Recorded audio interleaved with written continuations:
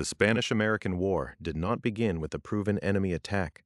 It began with an explosion whose cause remained contested long after the political consequences had already become irreversible. That is the uncomfortable fact at the center of the story. A warship blew apart in Havana Harbor. Hundreds of American sailors died. Newspapers, investigators, officials, and later engineers would struggle over what the wreckage meant. But before certainty existed, the blast had already entered public life as accusation, grief, and warning. The destruction of USS Maine became more than a naval disaster. It became a hinge between a colonial crisis in Cuba and a new American role overseas. On February 15, 1898, Maine exploded and sank in Havana Harbor. The Library of Congress states that 266 of the ship's 354 crew members were killed. The National Park Service describes the explosion as mysterious and says it killed more than 250 American sailors. Those facts are stark enough. But they also raise the question that would haunt the crisis. What was Maine doing there in the first place? To answer that, we have to move back only a few weeks to January 1898. Maine had been sent to Cuba after unrest in Havana. Officially, the purpose was to protect United States citizens and property. That was a practical explanation, and not an unusual one for a naval power watching instability near its shores. American lives, American businesses, and American investments were part of the calculus. A ship in the harbor could serve as a visible assurance that Washington was watching. But the mission also carried another meaning. The research record describes Maine's presence as partly a conciliatory gesture toward Spanish authorities. That detail matters. The ship was not publicly dispatched as an instrument of war against Spain. It was sent into a delicate colonial situation where the United States wanted to show concern without necessarily announcing confrontation. Maine's visit was meant to signal presence, restraint, and concern all at once. That is what made the ship so politically charged. In naval terms, Maine was a vessel under Captain Charles Sigsbee. In diplomatic terms, it was a message made of steel. Its anchorage in Havana Harbor placed it inside a crisis already underway, a crisis that was not created by the ship and would not be resolved by its arrival. Cuba was still under Spanish colonial rule. Cuban revolutionaries had renewed their struggle for independence in 1895. By the time Maine entered the harbor, the island had already become a focal point of United States attention. So the ship arrived not into calm, but into a theater of suspicion.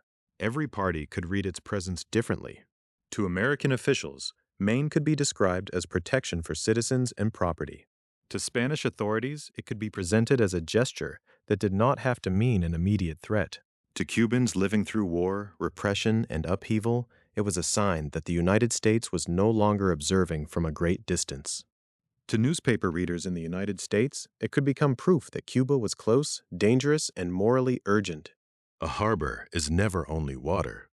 It is a place where flags are seen, where crews move under observation, where rumor travels from dock to street to consulate to newsroom. Havana Harbor in January and February 1898 was the kind of place where a ship could become a symbol even while sitting still. Maine's symbolism came from the contradiction of its mission. It was there to protect Americans, but it was also there to avoid provoking Spain. It represented power, but also diplomacy. It was a military object, but its purpose was officially preventive.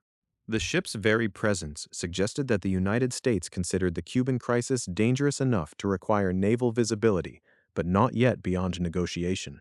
That narrow space between caution and threat is where history often accelerates. President William McKinley's administration was dealing with a crisis that had multiple layers before the explosion ever occurred. There was the Cuban War of Independence, which had been underway since 1895. There were United States citizens and property interests in Cuba. There was the question of Spain's ability to control the island. There was growing American attention to humanitarian suffering. And there was the larger strategic issue of what role the United States would play in the Caribbean. Maine's voyage into Havana Harbor did not answer those questions. It concentrated them. The ship was not just a floating fortress. It was an American presence inside a Spanish colonial port during a Cuban independence war. It embodied the pressure building around the island, sympathy for Cuban revolutionaries, concern for American interests, distrust of Spanish rule, and a rising sense that events in Cuba could not be kept separate from politics in Washington. That is why the later explosion would carry so much force beyond the physical destruction of the hull. If Maine had sunk in an ordinary accident far from political crisis, the tragedy would still have been immense. But in Havana Harbor, amid war and unrest, the disaster entered an environment already primed for interpretation. People did not simply ask what happened. They asked who had done it, what it proved, and what the United States now had to do. The answers came faster than the evidence. The first United States Naval Court of Inquiry, led by Captain William T. Sampson, would begin less than a week after the sinking. It would later conclude that a mine had destroyed the ship, while not assigning responsibility to Spain or to any specific group. Decades later, technical analysis associated with Admiral Hyman G. Rickover would point away from a mine and toward an internal explosion, most likely connected to a coal bunker fire, igniting the adjacent 6-inch shell magazine. The Naval History and Heritage Command has stated that no credible evidence has emerged in 125 years showing a conspiracy by Spain, Cuban insurgents, or newspaper reporters to destroy Maine. But none of that later caution was available to the men aboard the ship in January 1898, nor was it available to the public in the first shocked hours after February 15th. What existed then was a warship in a tense harbor, a colonial conflict with international consequences, and a United States public already watching Cuba closely. This is the atmosphere that gives Maine its meaning before the explosion. The ship was not a cause in isolation. It was a marker of a crisis already deepening. Its arrival showed that the United States had moved from distant concern to physical presence. It showed that unrest in Havana was no longer only a Spanish colonial matter, at least not in Washington's eyes. And it showed that the boundary between protecting citizens and projecting power could be very thin. In that sense, Maine was a warning before it was a wreck. The tragedy to come would transform the ship's image. After the explosion, it would be remembered through death tolls, investigations, newspaper campaigns, and the slogan, "Remember the Maine." But before all of that, Maine sat in Havana Harbor as a careful contradiction, a conciliatory gesture made by a battleship, a protective mission that looked like pressure, a symbol of peace maintained by the tools of war. To understand why its destruction mattered so much, we have to understand the island around it. Cuba was already at war before Maine arrived. The struggle against Spanish colonial rule had already drawn American attention, already stirred humanitarian anger, and already forced the question of whether the United States would remain an observer. The explosion did not create that crisis. It lit up a crisis that was already there. Cuba was already at war before Maine entered Havana Harbor, and that fact changes the meaning of everything that followed. The battleship did not arrive in an empty diplomatic space. It arrived beside an island where Spanish colonial rule was being openly challenged, where violence had already reshaped daily life, and where the question of Cuban independence had become impossible for the United States to ignore. The conflict underway in Cuba had begun in 1895, when Cuban revolutionaries renewed their struggle for independence from Spain. That word, renewed, matters. The war was not a sudden disturbance on the edge of the Caribbean. It was part of a longer conflict over colonial power, sovereignty, and the future of an island that Spain still claimed as part of its empire. By the time American officials were watching Havana with growing alarm, Cuban revolutionaries had already forced the issue into the open. Cuba would not remain quietly under Spanish rule. For Spain, Cuba was not simply a distant possession. It was one of the remaining symbols of imperial authority in the Western Hemisphere. Holding the island meant preserving what was left of an older colonial order. Losing it would mean more than a military setback. It would signal that Spain's power in the Americas had entered its final crisis. For Cuban revolutionaries, the struggle was a war of liberation. Their aim was independence from Spanish colonial rule. That purpose drew sympathy in the United States, but sympathy was not the same as intervention. American attention developed slowly, through a mixture of humanitarian concern, political pressure, economic interest, and strategic calculation. Cuba lay close to the United States. Its instability could not be treated as remote. What happened there touched commerce, migration, public opinion, and the broader question of how much influence the United States would claim in the Caribbean. By January 1898, when Maine was sent to Havana, the island had already become a focal point of American concern. The official explanation for the ship's presence was limited and careful. It was there to protect United States citizens and property after unrest in Havana, and also to serve as a conciliatory gesture towards Spanish authorities. But behind that careful language was a wider crisis. The United States was trying to appear restrained while positioning itself near the center of events. That balance was difficult to maintain because the Cuban conflict was not only a military struggle between insurgents and colonial authorities. It had become a humanitarian crisis. Reports of suffering in Cuba helped transform the war into a moral issue for many Americans.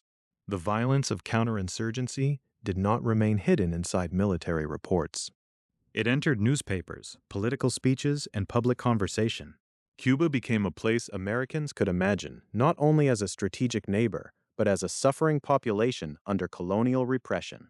This is why Maine's later destruction would be so explosive politically. The ship's loss did not land in a calm public atmosphere. It landed amid years of growing anger and unease. Before there was a slogan, before there was a naval inquiry, before there was a vote for war, there was already a story taking shape in the American mind. Spain as a declining empire, using harsh measures to hold Cuba, Cuban revolutionaries as a people seeking independence, and the United States as a nearby power being drawn toward a decision. The problem for President William McKinley and his administration was that every option carried risk. To do nothing could appear to tolerate Spanish repression and prolonged instability so close to American shores. To intervene could mean war with Spain and consequences far beyond Cuba. To send a warship, even under a diplomatic explanation, could reassure Americans in Havana while also signaling that the United States was prepared to protect its interests. Maine embodied that uncertainty. It was not a declaration of war, but it was not a neutral object either. The Cuban War of Independence also forced Americans to confront the language of self-government. If Cuban revolutionaries were fighting to free themselves from Spanish colonial rule, then the United States had to decide how seriously it took that claim. Later, when Congress acted in April 1898, it would acknowledge Cuban independence and demand Spain's withdrawal from Cuba. It would also disavow any United States intention to annex the island. But before those formal words were written into a joint resolution, the political ground had to be prepared. That preparation happened through months and years of watching Cuba burn. The war was therefore both local and international. Locally, it was fought over the future of Cuba. Internationally, it tested the survival of Spanish colonial power and the expanding reach of the United States. The Caribbean was becoming a strategic space in which humanitarian language and military planning could overlap. American officials could speak of ending suffering, protecting citizens, stabilizing government, and defending property. Those goals were not identical, but in the Cuban crisis, they began to point in the same direction. This overlap is one of the quiet engines of the story. Public outrage over suffering in Cuba made intervention seem morally urgent. Strategic concern made intervention seem practical. Political pressure made inaction harder to defend. And once Maine exploded, all of those forces would move faster. But the emotional charge of that explosion depended on what Americans already believed about Cuba. Without the war that began in 1895, without the reports of devastation, without the image of Spain as a repressive colonial power, the destruction of a ship in Havana Harbor would still have been a tragedy. It would not necessarily have become a turning point toward war. Cuba's proximity sharpened the crisis. This was not a conflict across an ocean that the United States could easily describe as distant. Havana Harbor was close enough to be watched, reported on, and debated as part of the American political world. United States citizens and property were present there. American newspapers followed events closely. Officials in Washington could not pretend that the island's future had no bearing on their own. Each new disturbance made the boundary between observation and involvement less stable. The result was a pressure system before the blast. Cuban revolutionaries were fighting for independence. Spain was fighting to retain colonial control. American opinion was becoming more engaged, more emotional, and more impatient. The McKinley administration was trying to manage both diplomacy and public expectation. And in Havana Harbor, a United States battleship sat as a visible reminder that the crisis had already crossed into international waters. The most important thing to understand is that the Maine disaster was a catalyst, not a beginning. The underlying conflict had already made Cuba a test of empire, independence, and American power. The explosion would compress those issues into a single shocking event, but it did not invent them. When people later demanded action, they were responding not only to the deaths of American sailors, but to a broader story that had been building since Cuban revolutionaries renewed their war in 1895. And that broader story had a darker center. Spain's effort to defeat the insurgency did not focus only on armed fighters. Under General Valeriano Weyler y Nicolau, Spanish policy would draw civilians directly into the machinery of counterinsurgency. Families, villages, food, shelter, disease, and displacement would become part of the war's terrible arithmetic. The humanitarian outrage that made Cuba so powerful in American politics did not come from battlefield reports alone. It came from the suffering of civilians placed under a policy whose consequences were catastrophic. The darker center of the Cuban crisis was not only that Spain was fighting an insurgency, it was how that fight came to include the civilian population itself. In the logic of counterinsurgency, the battlefield was not limited to columns of soldiers, mountain camps, or armed clashes in the countryside. It reached into villages, farms, roads, markets, and homes. Under Spanish General Valeriano Weyler y Nicolau, the war became a struggle over where civilians could live, how they could move, and whether they could survive once the normal patterns of rural life had been broken. Weyler was not a marginal figure. He was the Spanish Governor General and Captain General in Cuba, placed in authority at a moment when Spain was trying to crush the renewed Cuban fight for independence that had begun in 1895. The insurgency depended on space, mobility, supplies, shelter, and local support. Cuban revolutionaries did not need to hold every town in order to make Spanish rule unstable. They needed the countryside to remain porous enough for fighters to move, hide, and draw help from sympathetic civilians. Weyler's answer was reconcentration. The word itself can sound administrative, almost bloodless. It suggests relocation, classification, control. But in practice, reconcentration meant moving civilians into controlled locations in order to separate them from insurgents. The policy treated the civilian countryside as part of the insurgent system. If families remained on farms or in villages outside Spanish control, Spanish authorities believed they could feed, shelter, inform, or otherwise assist the revolutionaries. To break that connection, civilians were forced into designated areas where they could be watched and witnessed. This was the mechanism: remove the people from the countryside, deny the insurgents access to them, and make rural space harder for the rebellion to use. As a counterinsurgency idea, it was harsh but legible. As a human reality, it was disastrous. The Library of Congress states that Weyler's reconcentration policy had disastrous results, and that at least 30% of those affected perished from inadequate food, sanitation, and medicine. That figure is essential because it moves the story beyond accusation or rhetoric.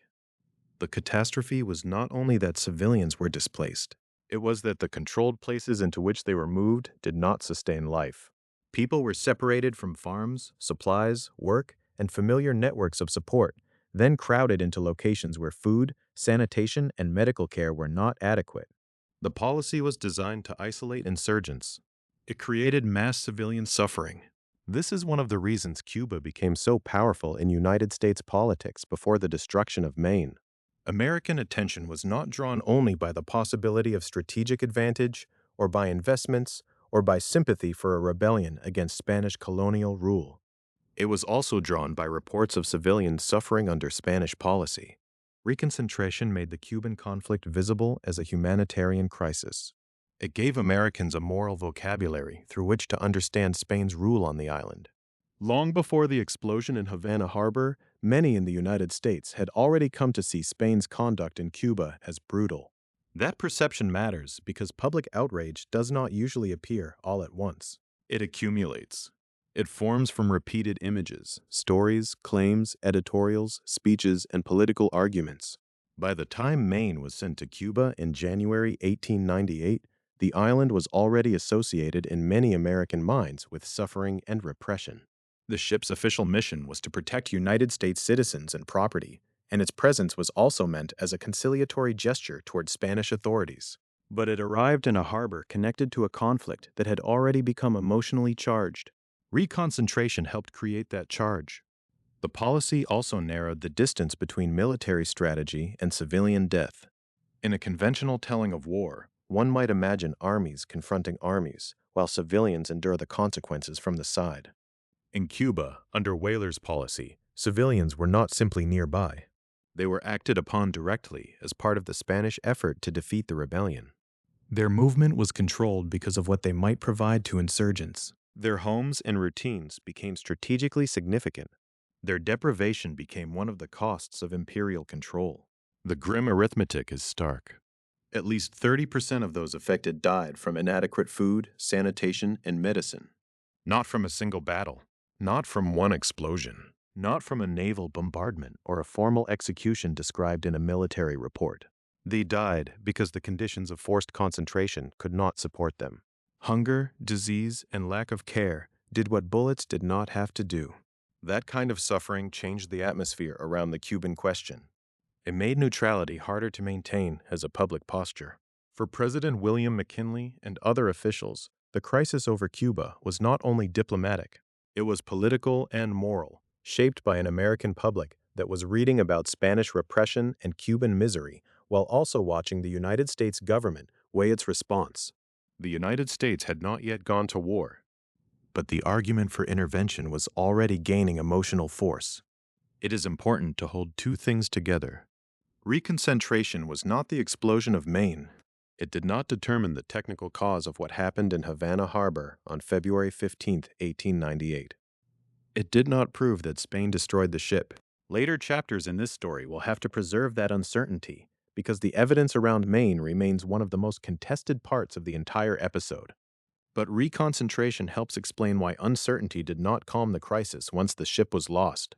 When Maine exploded, the disaster landed in a political world already shaped by anger over Cuba. For Americans who had followed the war, Spain was not an abstract foreign power. It was the colonial authority associated with the forced movement of civilians into controlled locations, with hunger and disease, and with the deaths of a devastating share of those affected. The destruction of an American warship did not create the image of Spanish brutality. It seemed, to many, to confirm a judgment they had already been invited to make. That distinction is crucial. The Spanish-American War should not be reduced to one night in Havana Harbor. The explosion became a catalyst, a dramatic event that compressed fear, grief, suspicion, and political pressure into a single moment. But the combustible material had been laid down before that night. Cuban independence, Spanish colonial rule, American economic and strategic interests, humanitarian outrage, and sensational newspaper coverage were already part of the crisis. Weyler's reconcentration policy was one of the forces that made the Cuban conflict feel urgent and intolerable to many observers. The policy also reveals a pattern that would echo through the larger story of empire.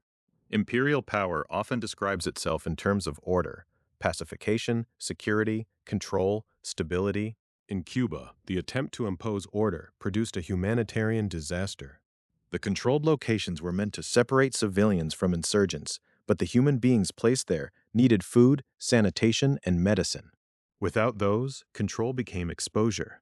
Containment became death. For the Cuban civilians caught in the policy, this was not a debate about strategy. It was the collapse of ordinary life. To be moved was to lose access to the fields, homes, and communities that had made survival possible. To be concentrated was to become dependent on systems that failed.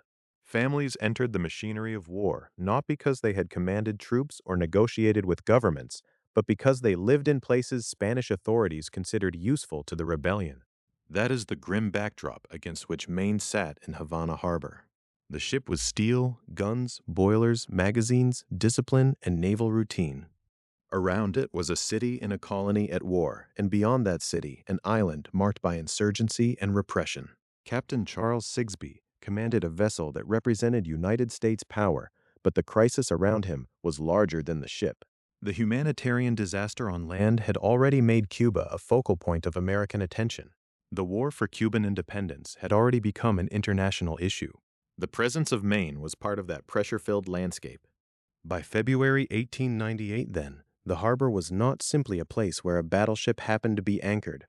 It was a stage on which multiple tensions met. Spain was trying to hold Cuba. Cuban revolutionaries were fighting for independence. The United States was watching, debating, and positioning itself. Civilians had suffered under a policy whose reported consequences deepened American outrage. Every official gesture carried meaning. Every rumor could matter. Every incident risked becoming something larger. And then, on the night of February 15th, the crisis moved from the slow violence of displacement and disease to a sudden violence of fire, metal, and water. Maine, sent to Havana in a moment already heavy with suspicion, exploded and sank in the harbor. The disaster would kill hundreds of American sailors and transform the Cuban question into a national shock. But to understand why that shock traveled so quickly and why it struck so deeply, we have to remember the world into which it erupted. An island already at war, a public already outraged, and a humanitarian catastrophe already tied to the name Valeriano Weyler y Nicolau. By the time night settled over Havana Harbor, Maine was no longer just a visiting American warship.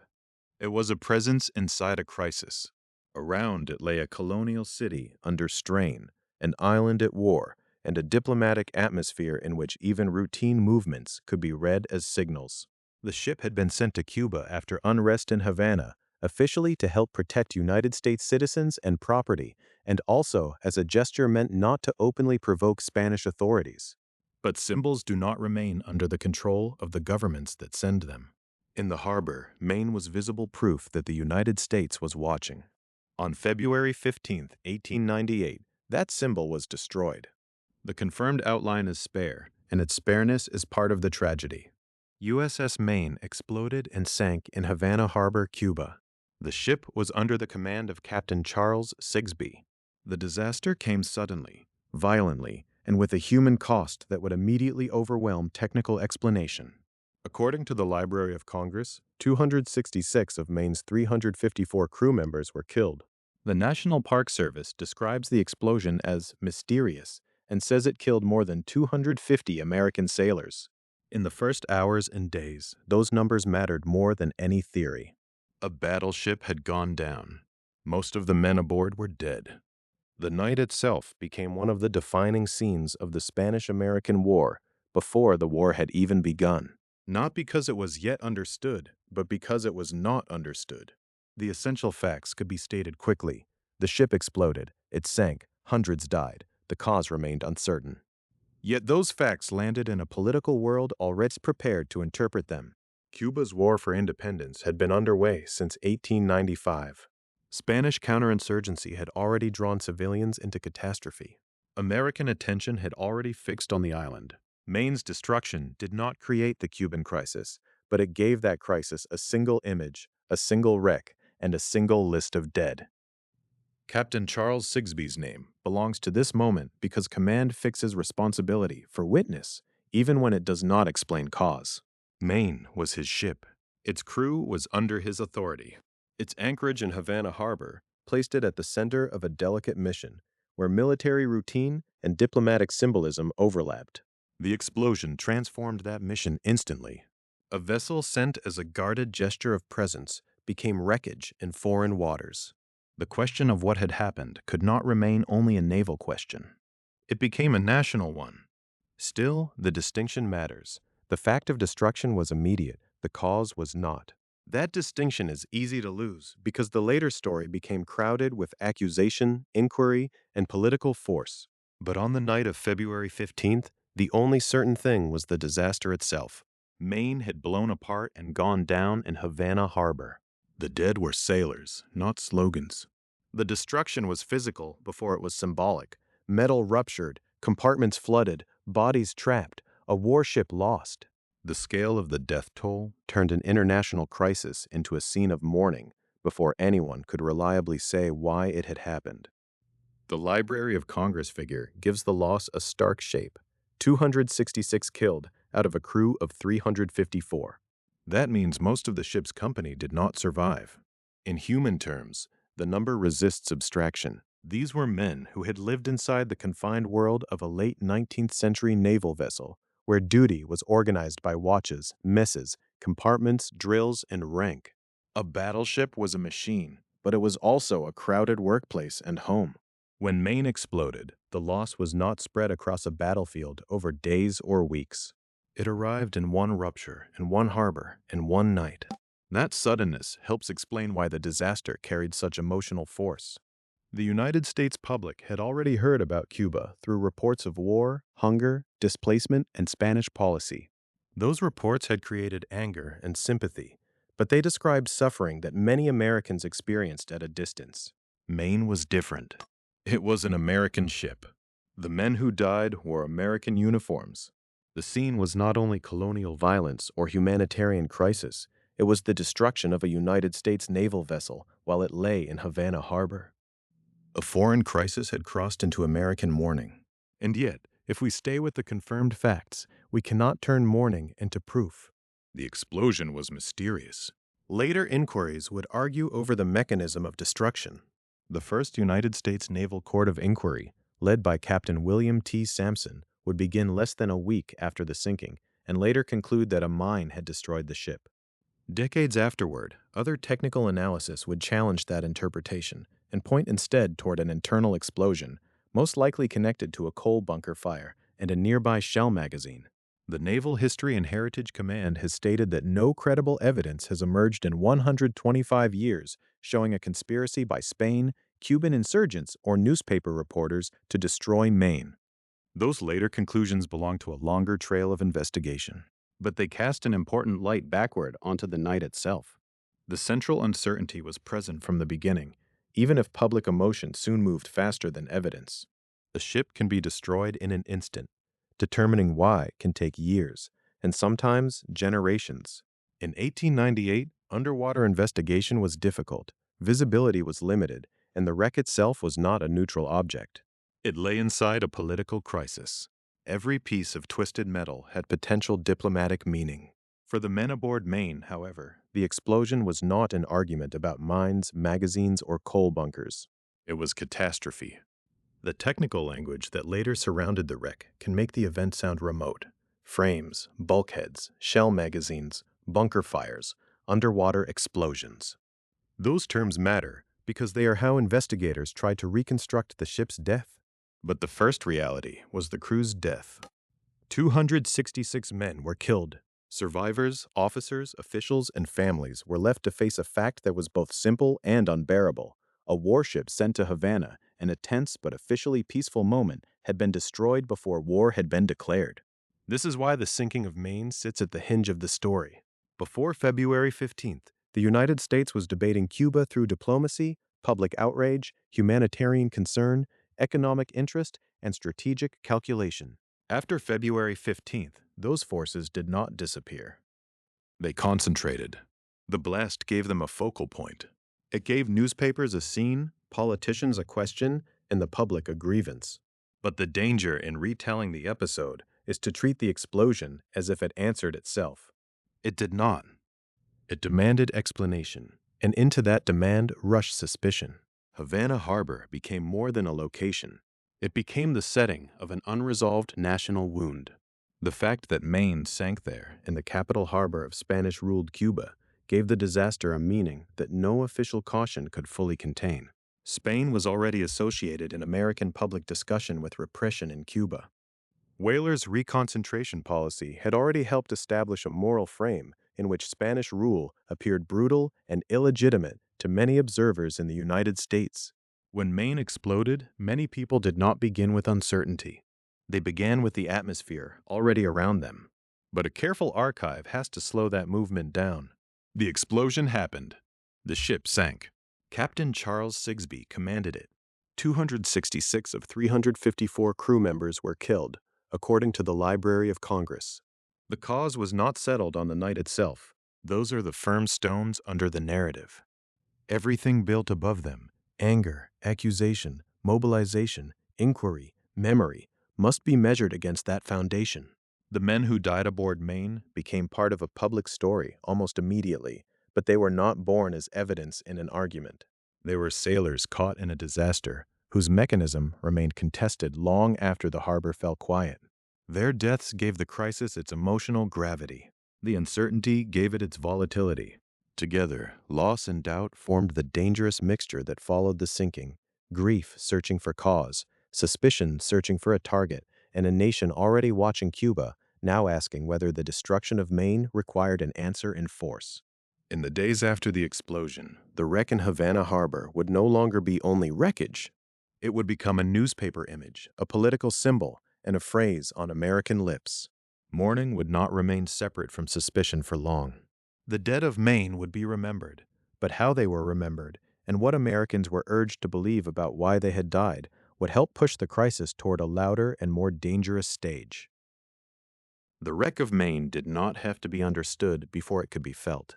In the first hours and days after the explosion, the confirmed facts were already terrible enough. An American battleship had blown apart in Havana Harbor on February 15, 1898.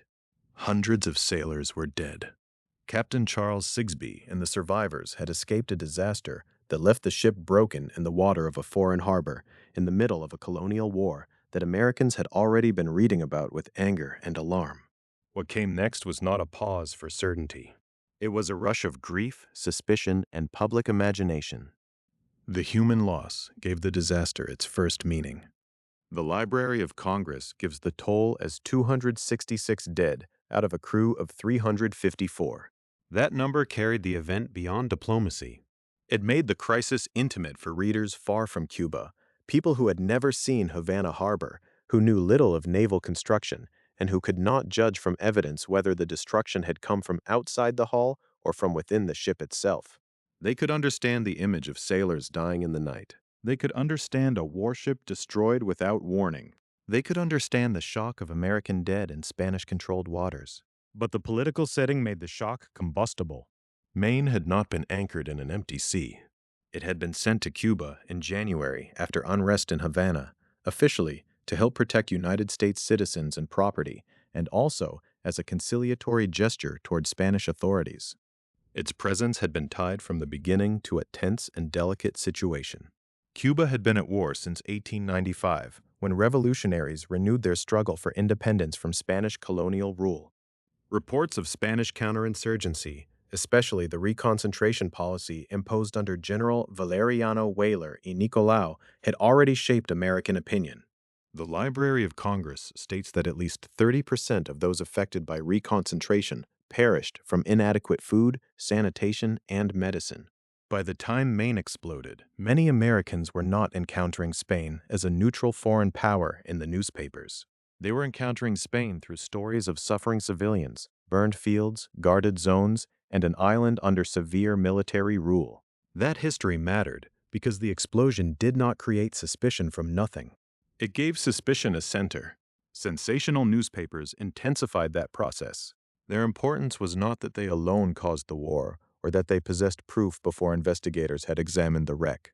Their importance was that they helped turn an uncertain event into a public drama with emotional clarity. The destruction of Maine became a headline, an image, a moral scene. The disaster could be presented not simply as a mystery to be investigated, but as an outrage demanding an answer. In that atmosphere, doubt had difficulty remaining quiet. A question about cause could become, in public memory, almost indistinguishable from an accusation. This is where the phrase, "Remember the Maine," entered the crisis. It was short, forceful, and easy to repeat. It did not require a technical explanation of boilers, coal bunkers, magazines, hull plates, mines, or harbor security. It carried grief and anger together. To remember Maine was to remember the dead sailors, but it also suggested that remembrance should have consequences. The slogan did not settle the evidence. It organized emotion. That distinction is crucial. At the time of the immediate public reaction, the cause of the explosion had not been proven. Later investigations would disagree sharply.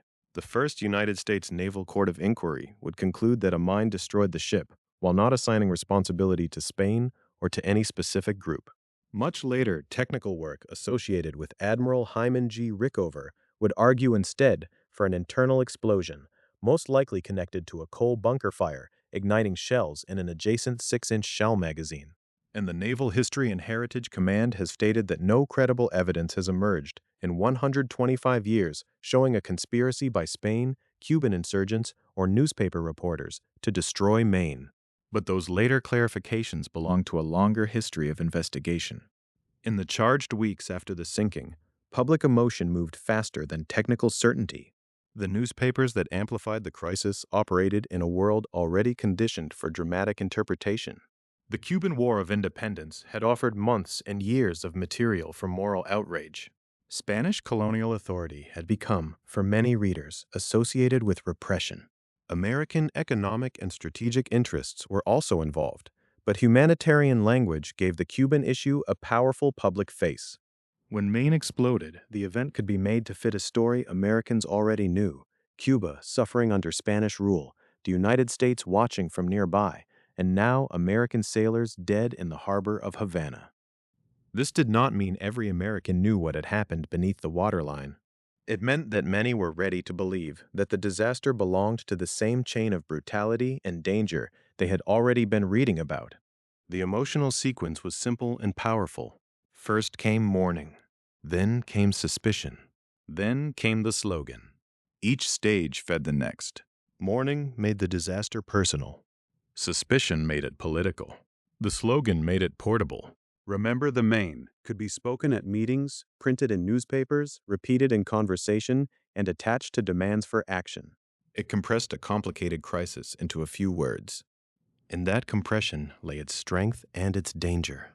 The phrase did not include the uncertainty of the blast. It did not include the limits of the first reports. It did not include the possibility that the ship's destruction might have resulted from an internal accident. It did not include the future conclusion that no credible evidence would emerge proving a conspiracy by Spain, Cuban insurgents, or newspaper reporters. It was not an inquiry. It was a rallying cry. Yet it would be too simple to say the slogan alone drove the United States toward war. The disaster amplified tensions that were already rising. Cuba's independence struggle, the humanitarian catastrophe under reconcentration, United States concern for citizens and property, strategic interest in the Caribbean, and the pressure of public opinion were all present before February 15th. Maine did not invent the crisis. It changed its temperature. President William McKinley still faced decisions that would unfold over weeks. Congress had not yet passed the joint resolution that would acknowledge Cuban independence, demand Spain's withdrawal, disavow United States' intent to annex Cuba, and authorize military force. Spain had not yet rejected an ultimatum or severed diplomatic relations. The blockade had not yet begun. War was not yet formally declared. But after the explosion, the space for restraint narrowed.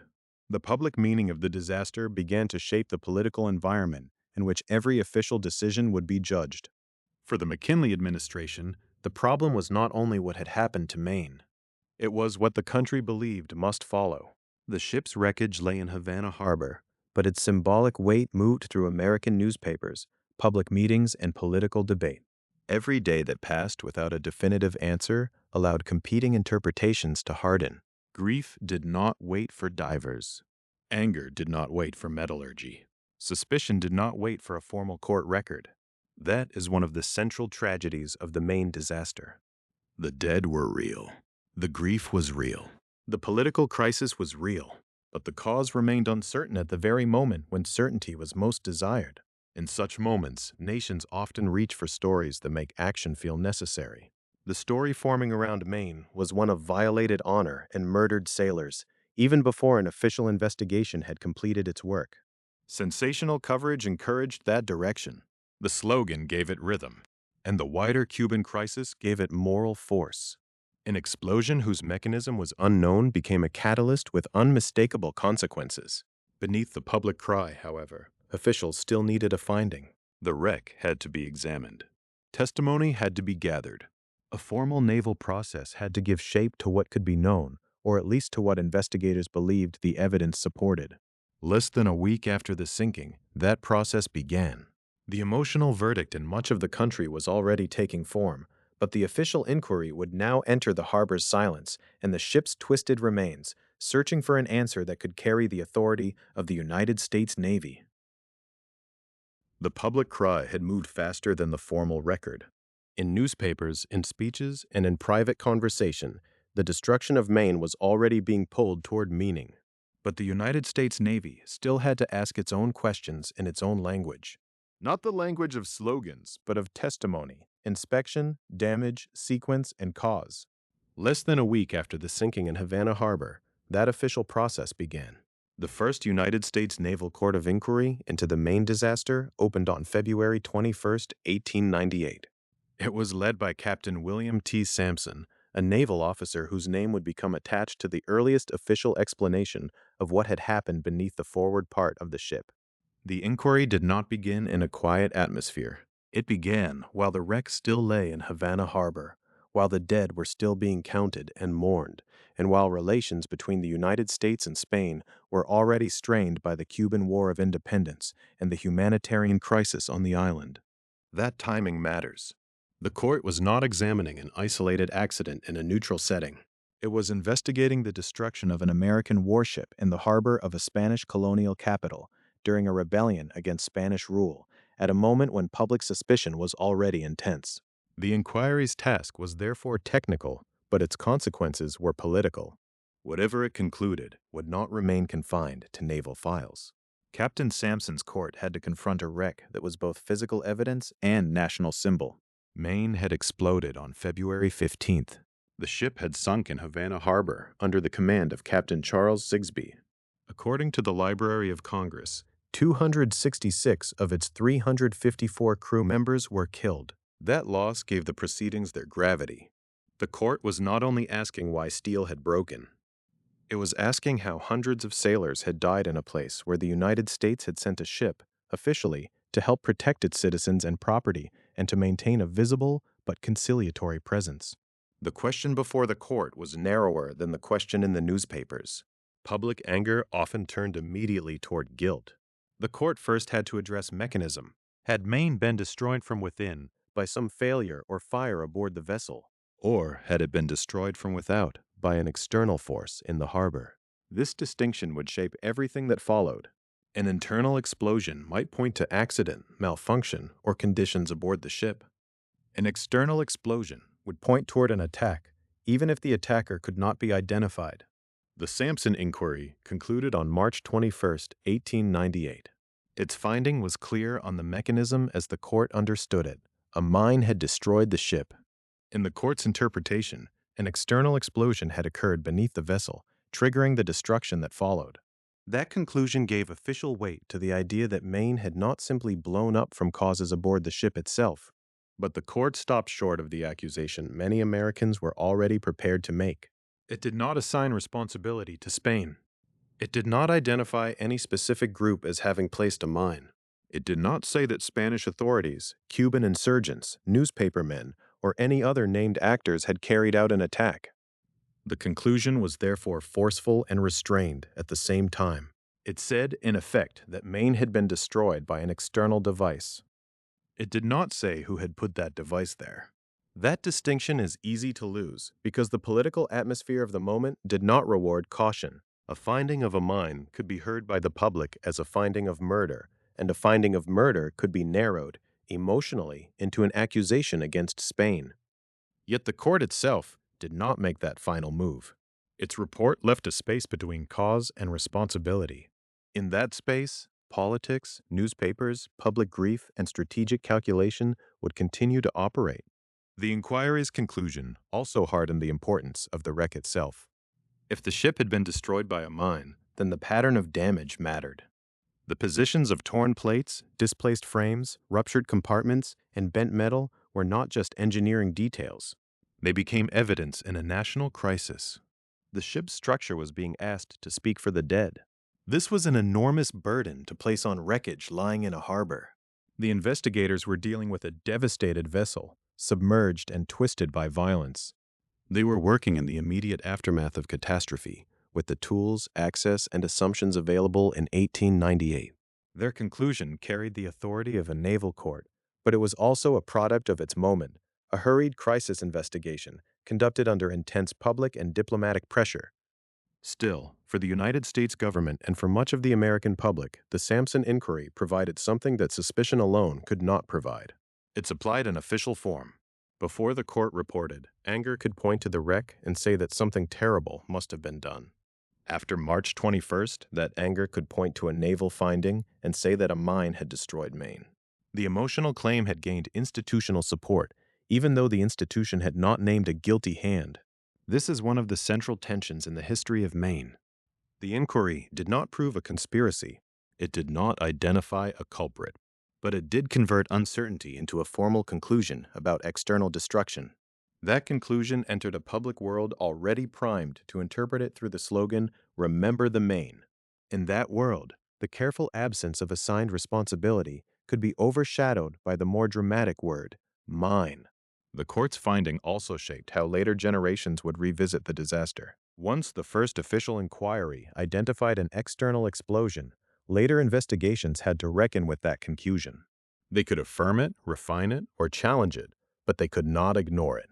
The Sampson board became the first interpretive frame through which the wreck was understood.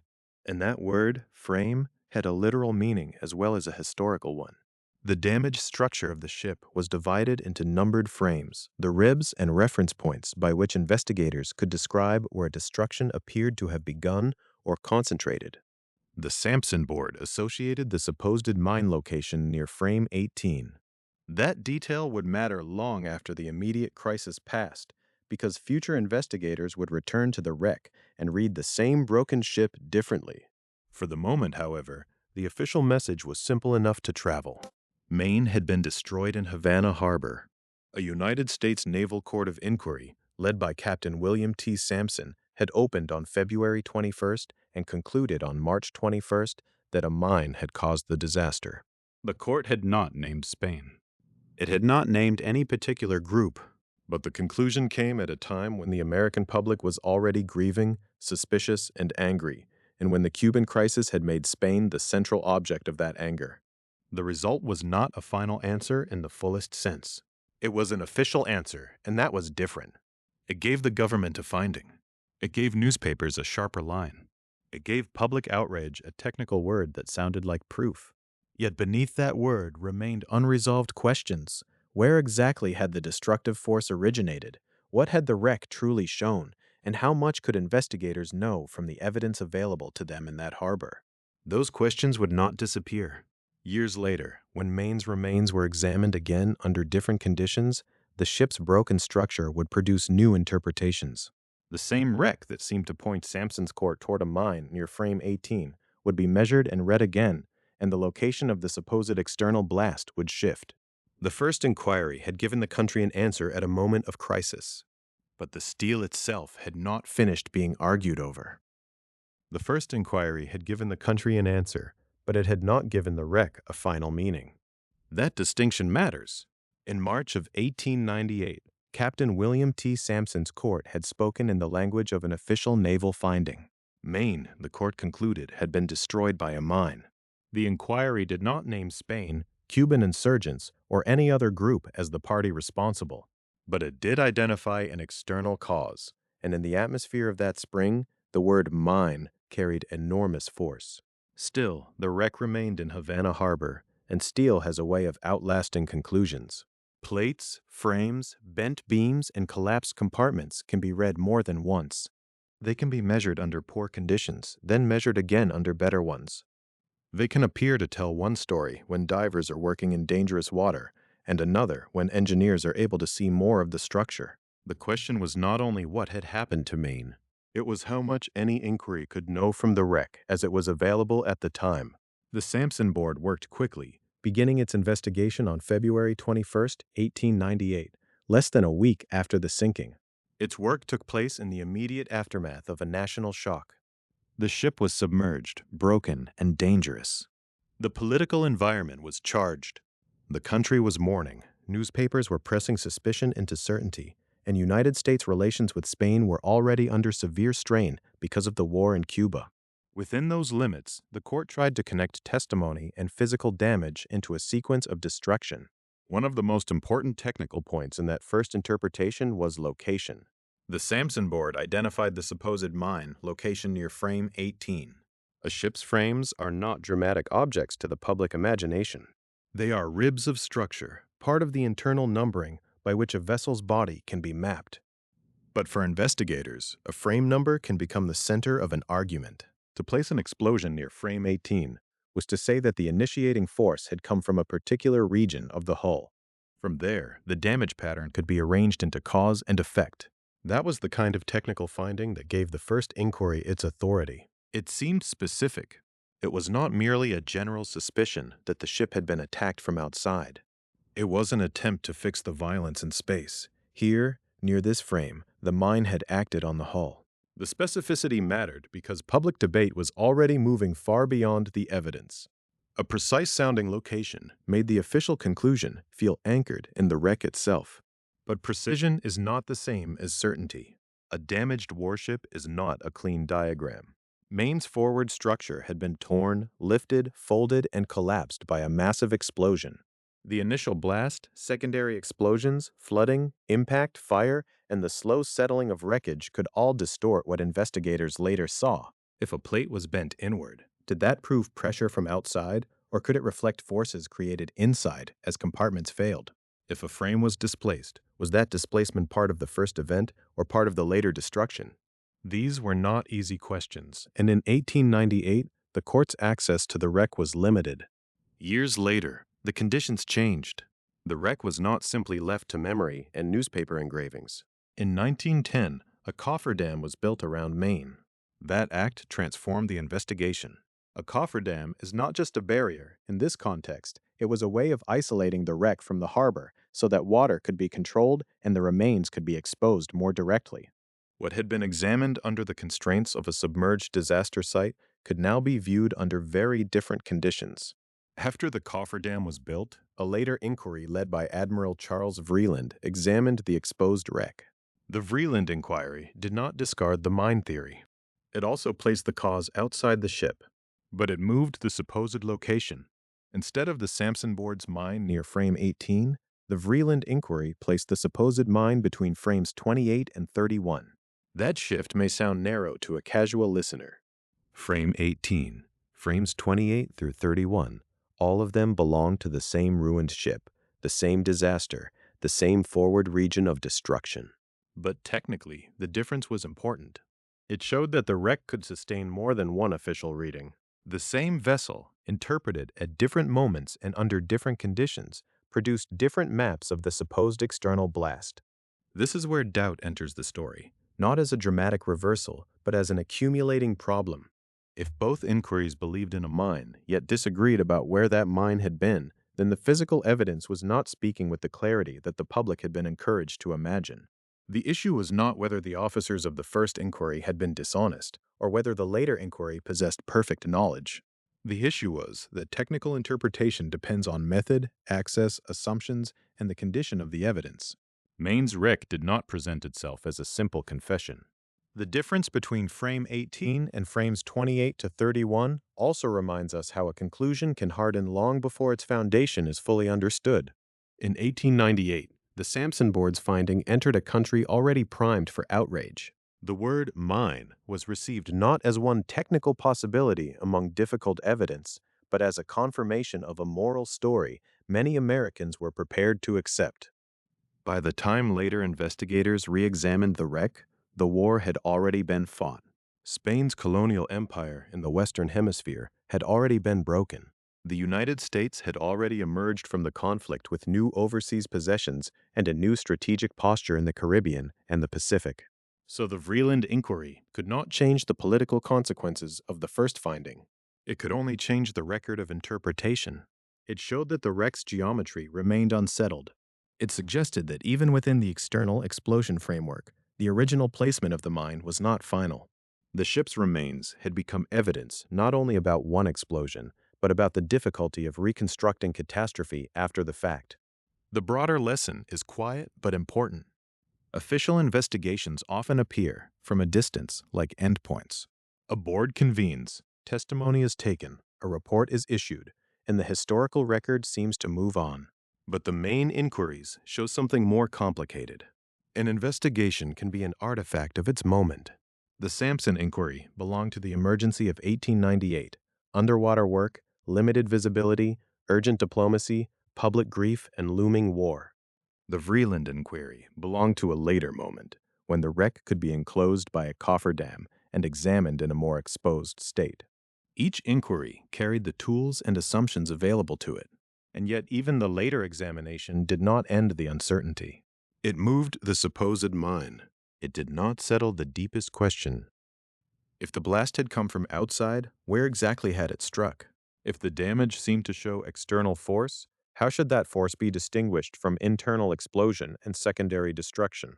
If one official reading could be revised by another, then the certainty attached to the first report deserved caution. This was not only a technical dispute.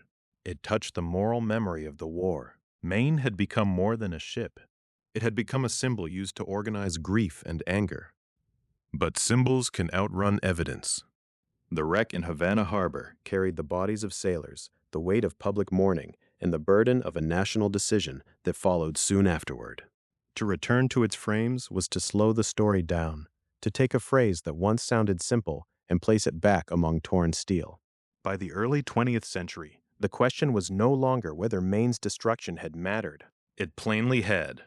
The question was whether the physical record supported the certainty that had been built around it. The Sampson board had seen a mine near frame 18. The Vreeland Inquiry, after the cofferdam, saw the supposed mine between frames 28 and 31. The movement between those numbers marks a larger movement in the history of the disaster, from immediate conclusion toward technical unease. That unease would deepen later, when investigators returned not merely to the placement of a mine, but to the possibility that there had been no mine at all. The wreck's broken frames had raised doubts about location. A later generation would ask an even more disruptive question about origin, whether the fatal force began outside Maine's hull or inside the ship itself, in the dangerous proximity of coal, steel, heat, and ammunition. The question had moved from where an outside blast might have struck to whether an outside blast was needed at all. That was the more unsettling possibility. If Maine's torn structure could be read in more than one way, then the earlier certainty surrounding a mine began to look less like a settled fact and more like a conclusion reached under pressure, with limited tools, in the shadow of a national crisis. Decades later, that possibility became the center of a new technical investigation associated with Admiral Hyman G. Rickover. In 1974, Rickover began a fresh examination of the Maine disaster. This was not a court of inquiry, convened in the heat of 1898, and it was not an inspection of the exposed wreck inside a cofferdam, as in the later Vreeland Inquiry. It was a retrospective technical study, drawing on the record that remained, earlier testimony, photographs, structural evidence, and the accumulated knowledge of ship damage. The findings were published through the Naval History Division in 1976. Rickover's team included Ibe S. Hansen and Robert S. Price, specialists in ship damage caused by underwater explosions. That detail matters because the new investigation did not simply ask what earlier boards had decided. It asked whether the physical damage described in the old records matched the kind of damage that an underwater mine would be expected to produce. It brought a different technical vocabulary to the same wreck. The conclusion was sharply different from the findings of the Sampson and Vreeland inquiries. The later technical analysis concluded that Maine was not sunk by a mine. Instead, it argued that the ship was most likely destroyed by an internal explosion connected to a coal bunker fire that ignited ammunition in a nearby magazine. The central location in this theory was coal bunker A-16. Coal was not an inert background material aboard a warship. It was fuel, packed into confined spaces, capable under certain conditions of heating, smoldering, and burning out of sight. In the internal explosion theory, a fire in bunker A-16 may have heated shells in the adjacent 6-inch shell magazine. If those shells reached a dangerous temperature, the result could have been catastrophic. The arrangement of the ship gave the theory its force. Naval History and Heritage Command notes that only a 1/8-inch steel bulkhead separated the coal bunker from the 6-inch shells. That measurement is easy to pass over, but in the story of Maine, it is one of the most important physical details. A thin steel partition stood between stored coal and stored ammunition. On one side was a possible source of hidden heat. On the other side were shells waiting in a magazine. Between them was not a great protective wall, but a narrow barrier of steel. The theory also depended on time. The court record indicated that the relevant bunker or magazine had not been inspected since early morning. That left nearly 12 hours for a fire to smolder. In a disaster often remembered as a single instant, this is a different kind of chronology. It asks us to imagine not only the sudden explosion in Havana Harbor, but the quiet possibility of a slow process already underway inside the ship, heat gathering behind a bulkhead unnoticed during the ordinary passage of the day. That is what makes the coal bunker theory so different in moral and historical tone. The mine theory points outward. It suggests an attack, an enemy act, a deliberate placement of explosives beneath the hull. Even when the Sampson Inquiry did not assign responsibility to Spain or to any specific group, the conclusion that a mine had destroyed the ship naturally invited suspicion. It fit the emotional needs of a public already being drawn toward anger. It gave the disaster the shape of an assault. The internal explosion theory points inward. It does not make the deaths less real, nor does it make the destruction less terrible. It changes the direction of causation. The fatal sequence may have begun within Maine's own structure, in the dangerous proximity of coal, steel, heat, and ammunition. If so, the ship was not murdered from below. It was lost through a hidden accident made possible by the design and conditions of the vessel itself. This does not mean that Rickover's investigation could recreate every moment with perfect certainty. The wreck was long gone as a complete object of study. The investigators were working through historical records and technical interpretation. But that was also true, in another way, of the earlier inquiries.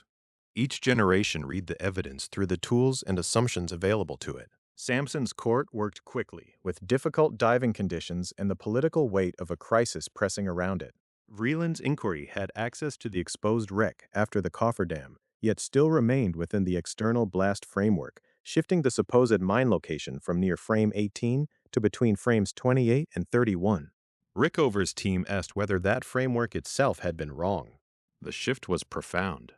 Earlier debates had treated the mine as the fixed premise and argued over placement. Was the external explosion near one frame or another? How should the keel, plating, and displaced structure be interpreted? The 1970s investigation went beneath that dispute and questioned the premise. If the physical evidence did not require an underwater mine, then the whole chain of public meaning built from the mine conclusion had to be reconsidered. The coal bunker theory is especially important because it does not rely on an elaborate conspiracy. It relies on a set of practical conditions aboard a late 19th century warship: coal storage, magazine placement, a thin bulkhead, heat transfer, and a long interval without inspection. Its drama is not in secret agents moving through Havana Harbor. Its drama is in the ordinary danger of industrial naval machinery. The more technical the explanation becomes, the less theatrical it is. But it may also be more plausible. That quietness is part of its power. In the popular memory of the Spanish-American War, the destruction of Maine often appears as a thunderclap that turned public anger into momentum for war. The phrase, "remember the Maine," reduced the event to a command: remember, avenge, act. Technical analysis moves in the opposite direction. It slows the event down. It separates emotion from mechanism. It asks what metal, coal, and explosives can tell us when slogans have fallen silent. The internal explosion theory also deepens the tragedy. The men who died aboard Maine were victims of a real catastrophe, regardless of cause. The question is, what kind of catastrophe it was. If the fatal explosion came from inside the ship, then the disaster did not reveal an enemy plot. It revealed vulnerability, a warship serving as a symbol of national power, anchored in a colonial crisis, may have contained within itself the conditions of its own destruction. That interpretation changes how the political aftermath looks. The war that followed was not caused by technical analysis. It was shaped by public outrage, Cuban suffering, diplomatic breakdown, strategic calculation, and a long conflict between Spain and Cuban revolutionaries. Maine was a catalyst, not the sole cause. But the assumed cause of Maine's destruction mattered because it affected the emotional atmosphere in which decisions were made. An internal accident could not carry the same meaning as a mine. By 1976, when the Naval History Division published the Rickover findings, the Spanish-American War was no longer a looming decision. It was history. The United States had already taken the path that began in 1898 toward wider power in the Caribbean and the Pacific. The consequences could not be undone by a technical reassessment, but the reassessment could change the way the origin story was understood. It left a stark divide between political certainty and physical uncertainty. In 1898, many Americans came to feel they knew what Maine meant before they could truly know what had happened inside or beneath the ship. Later investigators, working at a distance from the crisis, found reason to doubt the mine explanation altogether. A coal bunker fire in A-16, heat passing through a 1/8-inch steel bulkhead, shells in an adjacent 6-inch magazine, and nearly 12 hours without inspection. These details offered a different path to catastrophe. The evidence did not lead toward a proven plot. It led toward a more restrained conclusion, and perhaps a more troubling one. A mysterious explosion had helped propel a nation toward war, but the mechanism behind that explosion remained contested for generations. As the technical claims grew more cautious, another question became harder to avoid. After all the inquiries, all the wreck readings, and all the later analysis, what evidence had ever truly shown that anyone conspired to destroy Maine? By the time the coal bunker theory entered the record, the story of Maine had changed shape. It was no longer simply a question of which enemy might have placed an explosive beneath the hull. It had become a question about how a nation remembers an event when the evidence never fully supports the certainty that followed it. That is where the Naval History and Heritage Command's modern statement becomes important. After 125 years, it notes, no credible evidence has emerged showing a conspiracy by Spain, by Cuban insurgents, or by newspaper reporters to destroy Maine. The sentence is plain. Its importance is not. It strips away three of the most enduring suspicions attached to the disaster. Spain, the imperial power against which the United States would soon go to war, has not been proven to have destroyed the ship. Cuban insurgents, who were fighting Spain and might have hoped to draw the United States into the conflict, have not been proven to have destroyed it. Newspaper reporters, whose sensational coverage helped give the disaster its emotional force, have not been shown to have staged or engineered it. This does not answer every technical question. It does not identify a final mechanism beyond dispute. It does not erase the findings of earlier courts, the shifts in wreck interpretation, or the later internal explosion theory associated with Admiral Hyman G. Rickover's investigation. But it does set a boundary around what the evidence can responsibly support. There is the disaster. There is the public fury. There is the war that followed. But between the explosion and the charge of conspiracy, the documentary ground is much weaker than the political memory often suggests. That distinction matters because the story of Maine has often been told as if the line from explosion to enemy action were direct and proven. In the spring of 1898, it did not feel uncertain to many Americans. A battleship had exploded in Havana Harbor. Hundreds of sailors were dead. The United States was already watching Cuba through a lens of outrage, humanitarian concern, strategic interest, and distrust of Spanish colonial rule. The slogan, "Remember the Maine," gave grief a direction. It made the loss of the ship sound like an accusation. But a slogan is not an inquiry. A slogan does not inspect steel, measure frames, read testimony, or explain how flame, coal dust, shells, magazines, and bulkheads might interact aboard a warship. A slogan compresses events into a usable form. It does not preserve uncertainty well. The official record itself had carried that uncertainty from the beginning, even when it seemed to offer a firm answer. Captain William T. Sampson's court concluded in March of 1898 that Maine had been destroyed by a mine. Yet that same inquiry did not assign responsibility to Spain or to any particular group. The finding helped shape public understanding, but it stopped short of naming a perpetrator. That restraint is easy to overlook because the atmosphere surrounding the report was not restrained. The country did not absorb the conclusion in a quiet room. It received it amid mourning, suspicion, newspaper agitation, and a Cuban crisis already pulling the United States toward intervention. Later examinations complicated the matter further. The Sampson Board had identified a supposed mine location near Frame 18. After a cofferdam was built around Maine in 1910, and the exposed wreck could be examined under different conditions, the Vreeland inquiry placed the supposed mine between frames 28 and 31. The change did not merely move a point on a diagram. It revealed how dependent the conclusions were on the available access, the condition of the wreck, and the assumptions brought to the damaged structure. Then came the later work associated with Admiral Hyman G. Rickover. Beginning in 1974 and published through the Naval History Division in 1976, That investigation took the question in a still more disruptive direction. The analysis suggested that Maine was not sunk by a mine at all, but by an internal explosion. The theory centered on a possible fire in coal bunker A-16, with heat passing through only a 1/8-inch steel bulkhead to shells in the adjacent 6-inch shell magazine. The court record indicated that the relevant bunker or magazine had not been inspected since early morning, leaving nearly 12 hours for a fire to smolder. This is the quiet force of technical history.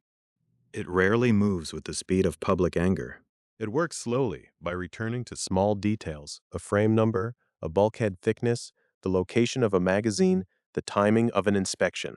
These details do not have the emotional power of a war cry, but they can change the meaning of an event.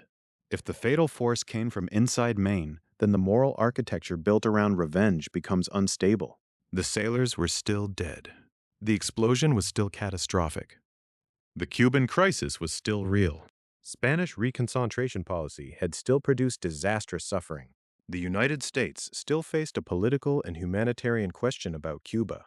But the idea that Maine itself proved an enemy attack no longer holds. That is the central contradiction. An uncertain mechanism helped produce a very certain political consequence. The uncertainty lay in the explosion: external mine or internal accident, hostile act or shipboard catastrophe, deliberate destruction or tragic failure within the vessel's own dangerous systems. The certainty lay in what followed. The disaster intensified the movement toward war. It made hesitation harder. It gave intervention a symbol, a set of dead, a phrase that could be repeated in streets, newspapers, speeches, and memory. This does not mean the explosion alone caused the Spanish-American War. That would make the history too simple. The war grew out of the Cuban struggle for independence, the violence of Spanish colonial policy, the humanitarian alarm stirred by reconcentration, United States economic and strategic interests, and the changing ambitions of a nation increasingly willing to act beyond its own shores. Maine was not the whole cause. It was the catalyst that made the crisis feel immediate, personal, and irreversible. Nor does the absence of a proven conspiracy make the newspapers irrelevant.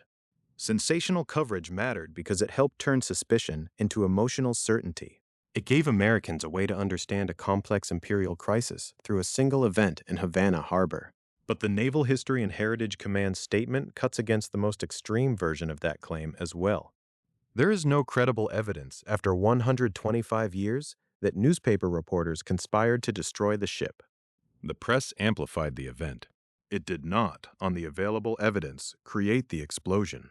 The same restraint applies to Spain. Spain was the power whose colonial war in Cuba had drawn United States attention and anger. Spanish authorities had reason to fear United States intervention. But motive, atmosphere, and later war are not proof of an operation against Maine. The record has not produced credible evidence that Spain conspired to destroy the ship. And Cuban insurgents, too, remain within the realm of speculation rather than proof. They were fighting for independence from Spain, and United States intervention could benefit their cause. But again, possibility is not evidence. The modern assessment does not find credible proof that they engineered the disaster. What remains, then, is not a satisfying mystery with a hidden mastermind waiting at the end. What remains is more difficult: a historical event in which uncertainty itself became politically powerful. The blast did not need to be fully understood in order to change the course of policy. It did not need a proven conspirator in order to become a national symbol. It did not need technical certainty in order to help move Congress, the press, and the public toward war. That is why Maine's story still matters. It shows how evidence and consequence can move at different speeds. Investigators ask, what can be known? Politics often acts on what is felt, feared, or believed. In Havana Harbor, the physical cause of the explosion remained contested. In Washington, the pressure to act became increasingly concrete. By April of 1898, President William McKinley would carry the Cuban crisis to Congress. His request would not rest only on Maine, and it would not present the explosion as the sole reason for intervention. But the wreck in Havana Harbor remained part of the atmosphere in which that request was heard. The uncertain blast had entered a much larger argument over Cuba, Spain, and the future reach of United States power. Soon, that argument would be translated into resolutions, demands, and the formal authority to use force. By the opening days of April, the argument over Cuba had moved from wreckage and suspicion into the machinery of government. The explosion in Havana Harbor still hung over Washington, but it was no longer the only subject before the country. Cuba had been at war since 1895. Spanish reconcentration had already made the island a humanitarian crisis. United States citizens and property had been part of the official concern since before Maine arrived. And now, after weeks of inquiry, mourning, and public pressure, President William McKinley had to decide what kind of authority he would ask Congress to give him. On April 11, 1898, McKinley sent his request to Congress. He asked for authority to intervene in Cuba. The purpose he presented was to end the fighting and establish a stable government on the island. That phrasing mattered. It placed the request not simply in the language of retaliation, and not solely in the language of naval honor after the loss of Maine, but in the broader language of intervention, stopping a war, ending disorder, and shaping the political future of Cuba. This was the moment when uncertainty about the explosion met certainty in policy. The cause of Maine's destruction had not been proven in the way later generations might wish. The first United States Naval Court of Inquiry, led by Captain William T. Sampson, had concluded that a mine destroyed the ship, but it had not assigned responsibility to Spain, Cuban insurgents, or any specific group. Later technical work would challenge even that external mine conclusion. But in April of 1898, the political effect of the disaster was already real. It had sharpened public emotion. It had intensified suspicion. It had helped make delay more difficult. McKinley's message to Congress therefore stood at the crossing point of several pressures. There was the humanitarian pressure created by the war in Cuba and by Spanish methods of control. There was the diplomatic pressure of dealing with Spain while Cuban revolutionaries were fighting for independence. There was the domestic pressure of newspapers, public meetings, and the slogan that had condensed grief into anger, "Remember the Maine." And there was the strategic pressure of a United States increasingly willing to assert itself beyond its continental borders. Still, the request was not simply a declaration of conquest. McKinley asked Congress for power to intervene, but the congressional answer would contain a careful political promise. That promise would become one of the most important contradictions of the war. Congress acted on April 20, 1898, when it passed a joint resolution concerning Cuba. The resolution did several things at once. It acknowledged Cuban independence. It demanded that Spain withdraw from Cuba. It disavowed any intention by the United States to annex the island. And it authorized McKinley to use military force. Those clauses belonged together, but they also pulled in different directions. To acknowledge Cuban independence was to recognize that Spain's colonial authority on the island was no longer accepted by the United States Congress. To demand Spain's withdrawal was to turn that recognition into an ultimatum. To disavow annexation was to assure both Cuba and the world that the United States was not entering the conflict in order to make Cuba its own possession. And to authorize force was to place the Army and Navy behind those demands. The disavowal of annexation was especially significant. It expressed the idea that intervention in Cuba would not be a war for territorial absorption. This provision is commonly remembered as the Teller Amendment, and it revealed the tension at the heart of the moment. The United States was preparing to use military power against an old European empire, but Congress formally denied that Cuba would be annexed. The language suggested liberation rather than acquisition. Yet that assurance also makes the wider outcome of the war more striking. The conflict would begin with Cuba at the center of public argument, but it would not remain confined to Cuba.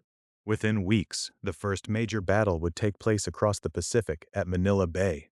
By the end of the war, Spain would relinquish claims to Cuba and cede Puerto Rico, Guam, and the Philippines to the United States. The congressional pledge not to annex Cuba did not prevent the war from becoming an imperial turning point elsewhere. In April, however, the immediate focus was still Cuba and Spain. The joint resolution transformed the issue from presidential concern into national policy.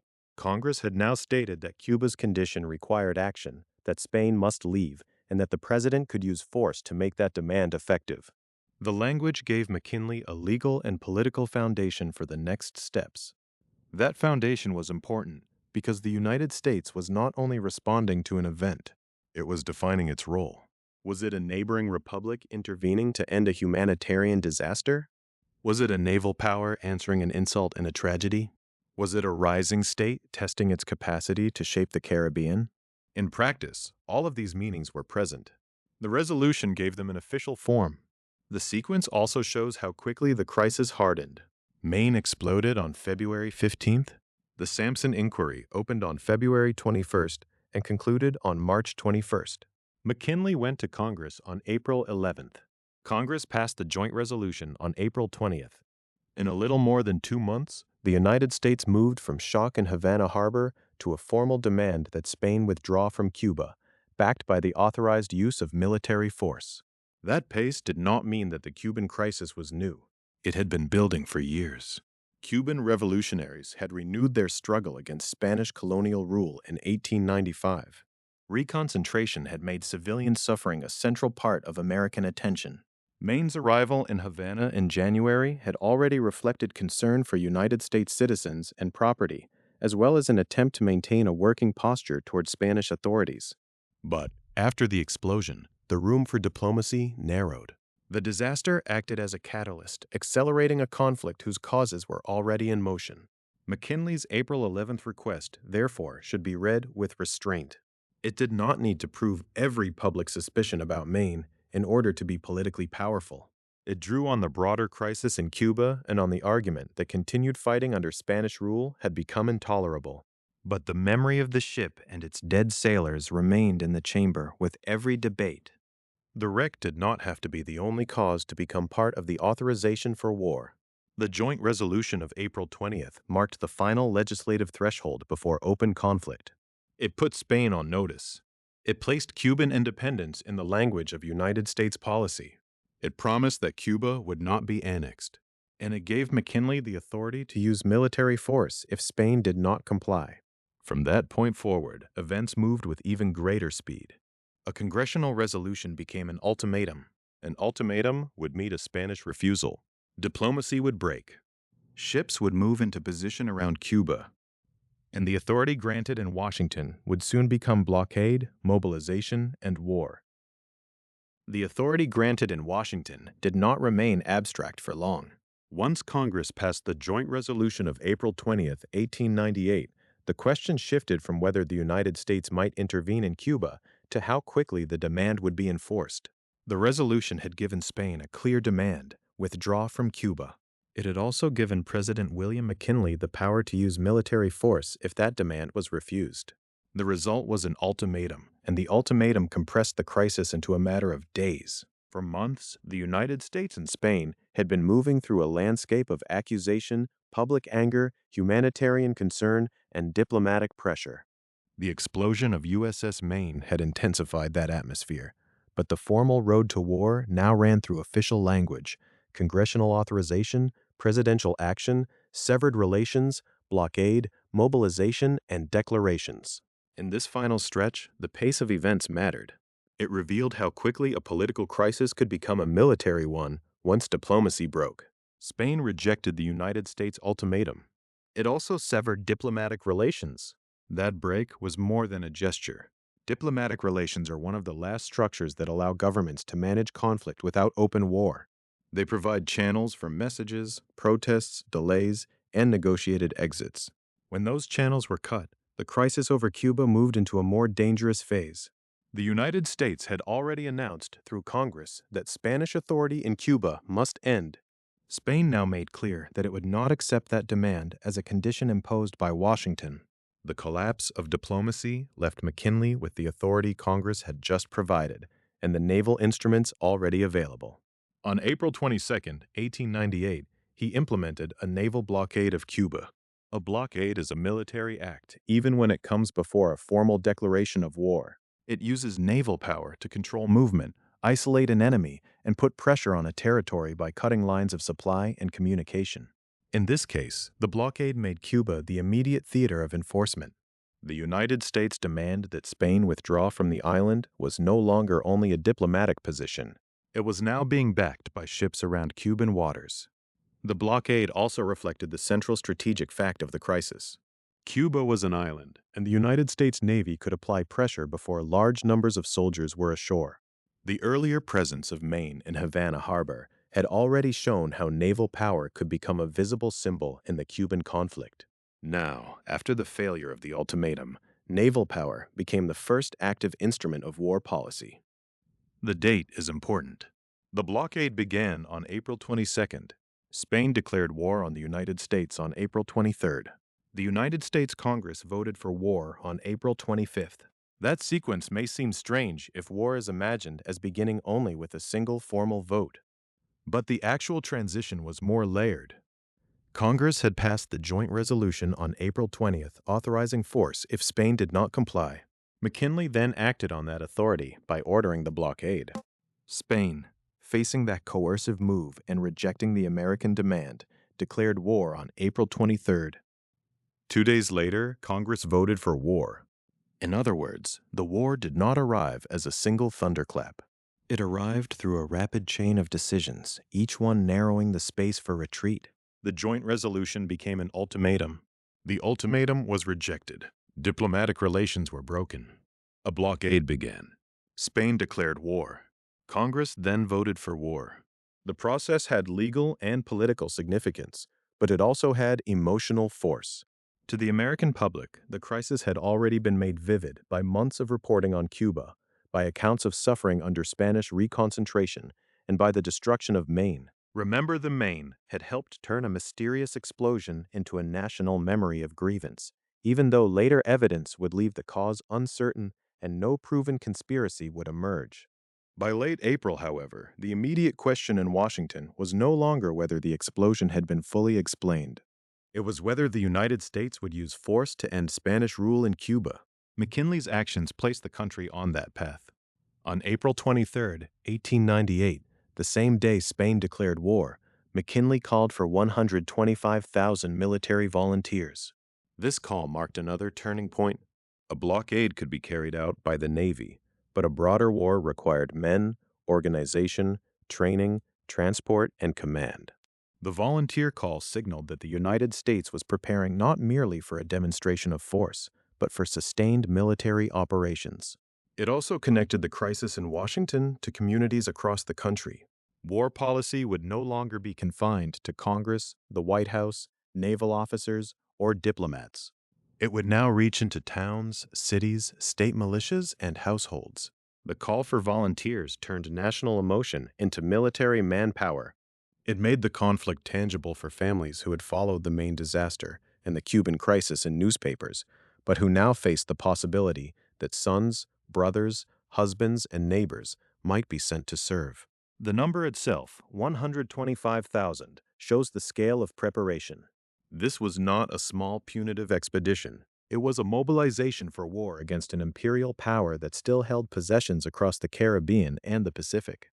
The immediate issue was Cuba, but Spain's empire was not limited to Cuba. That fact would soon shape the conflict in ways that many Americans watching the Cuban crisis may not have fully anticipated. The United States had framed its intervention in Cuba through the joint resolution of April 20th. That resolution acknowledged Cuban independence, demanded Spanish withdrawal, disavowed any United States intention to annex Cuba, and authorized force.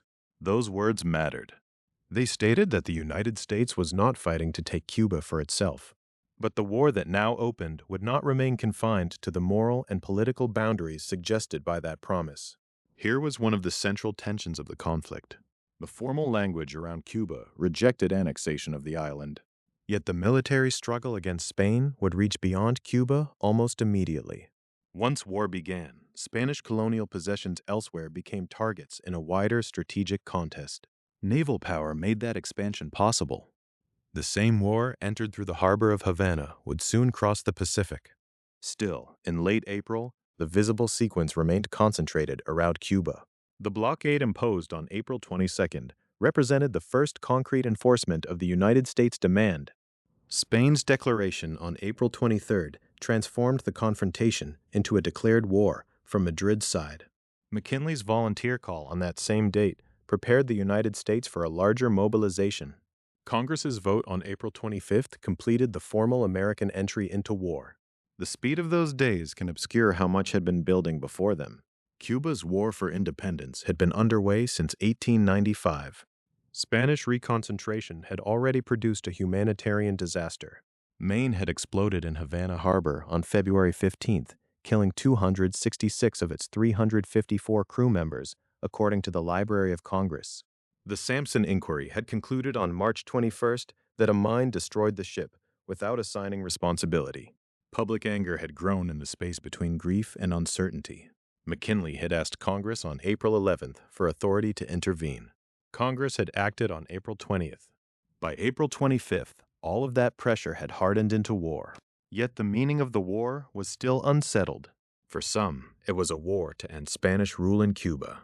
For others, it was a response to the suffering of Cuban civilians. For many, it carried the emotional imprint of Maine. For policymakers and naval strategists, it also opened a broader question. What role would the United States now play beyond its own shores? The answer began to emerge almost immediately. The first major battle would not take place in Cuba. It would take place thousands of miles away, in Manila Bay, where Commodore George Dewey's Asiatic Squadron would strike the Spanish naval force defending the Philippines on May 1, 1898. The war born from the Cuban crisis was about to reveal a larger geography.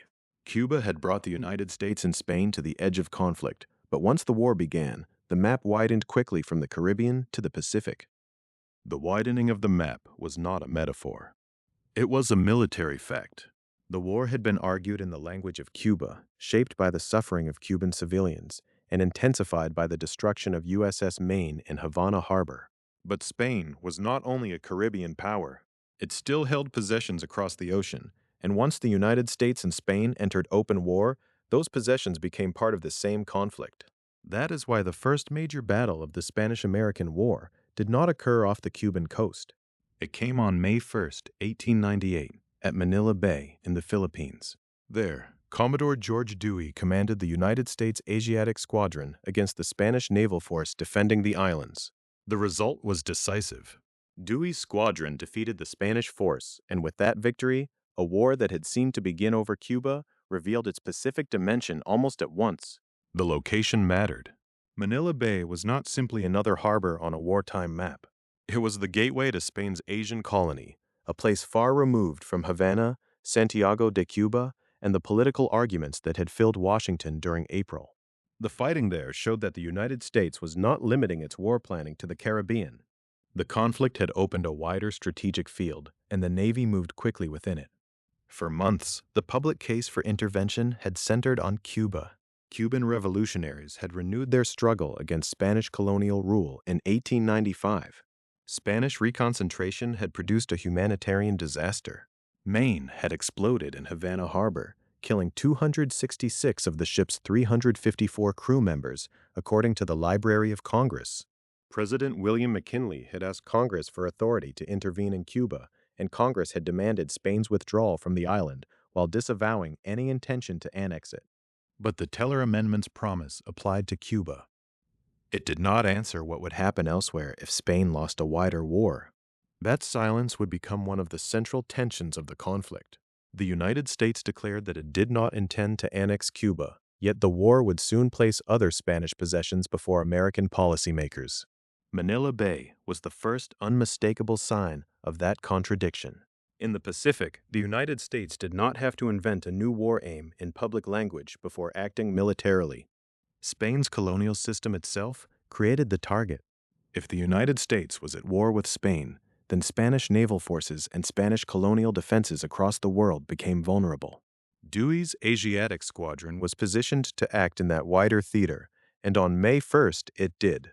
The battle at Manila Bay therefore carried two meanings at once. On the surface, it was a naval engagement. An American squadron under Commodore George Dewey defeated the Spanish naval force defending the Philippines.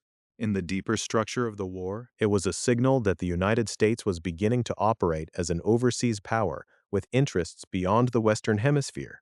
A conflict explained to many Americans as an intervention in Cuba had now reached into Asia. This was not a small adjustment. The Philippines lay across the Pacific, far from the emotional geography of Maine and Havana Harbor. To connect those places within one war required a different kind of national imagination. It required thinking in terms of ocean routes, naval stations, imperial possessions, and future access to Asia. The research record is clear that the war helped establish United States predominance in the Caribbean and open strategic and economic routes into Asia. Manila Bay was the first battlefield expression of that larger turn. The phrase Spanish-American War can make the conflict sound bilateral and compact, as though it were fought between two countries over one disputed island. But the Spanish Empire still included territories whose fate would be decided by the outcome. Cuba was the immediate crisis. Puerto Rico, Guam, and the Philippines would become part of the settlement. By the end of the year, the Treaty of Paris would require Spain to relinquish claims to Cuba and cede Puerto Rico, Guam, and the Philippines to the United States. The United States would agree to pay Spain $20 million for the Philippines. Those later terms were not yet settled on May 1st. The battle did not by itself write the treaty, but it created facts that diplomacy would later have to confront. Once Dewey's squadron defeated the Spanish naval force at Manila Bay, the Philippines could no longer be treated as a distant possession untouched by the war. The islands had entered the center of the conflict's consequences. There is a quiet irony in the timing.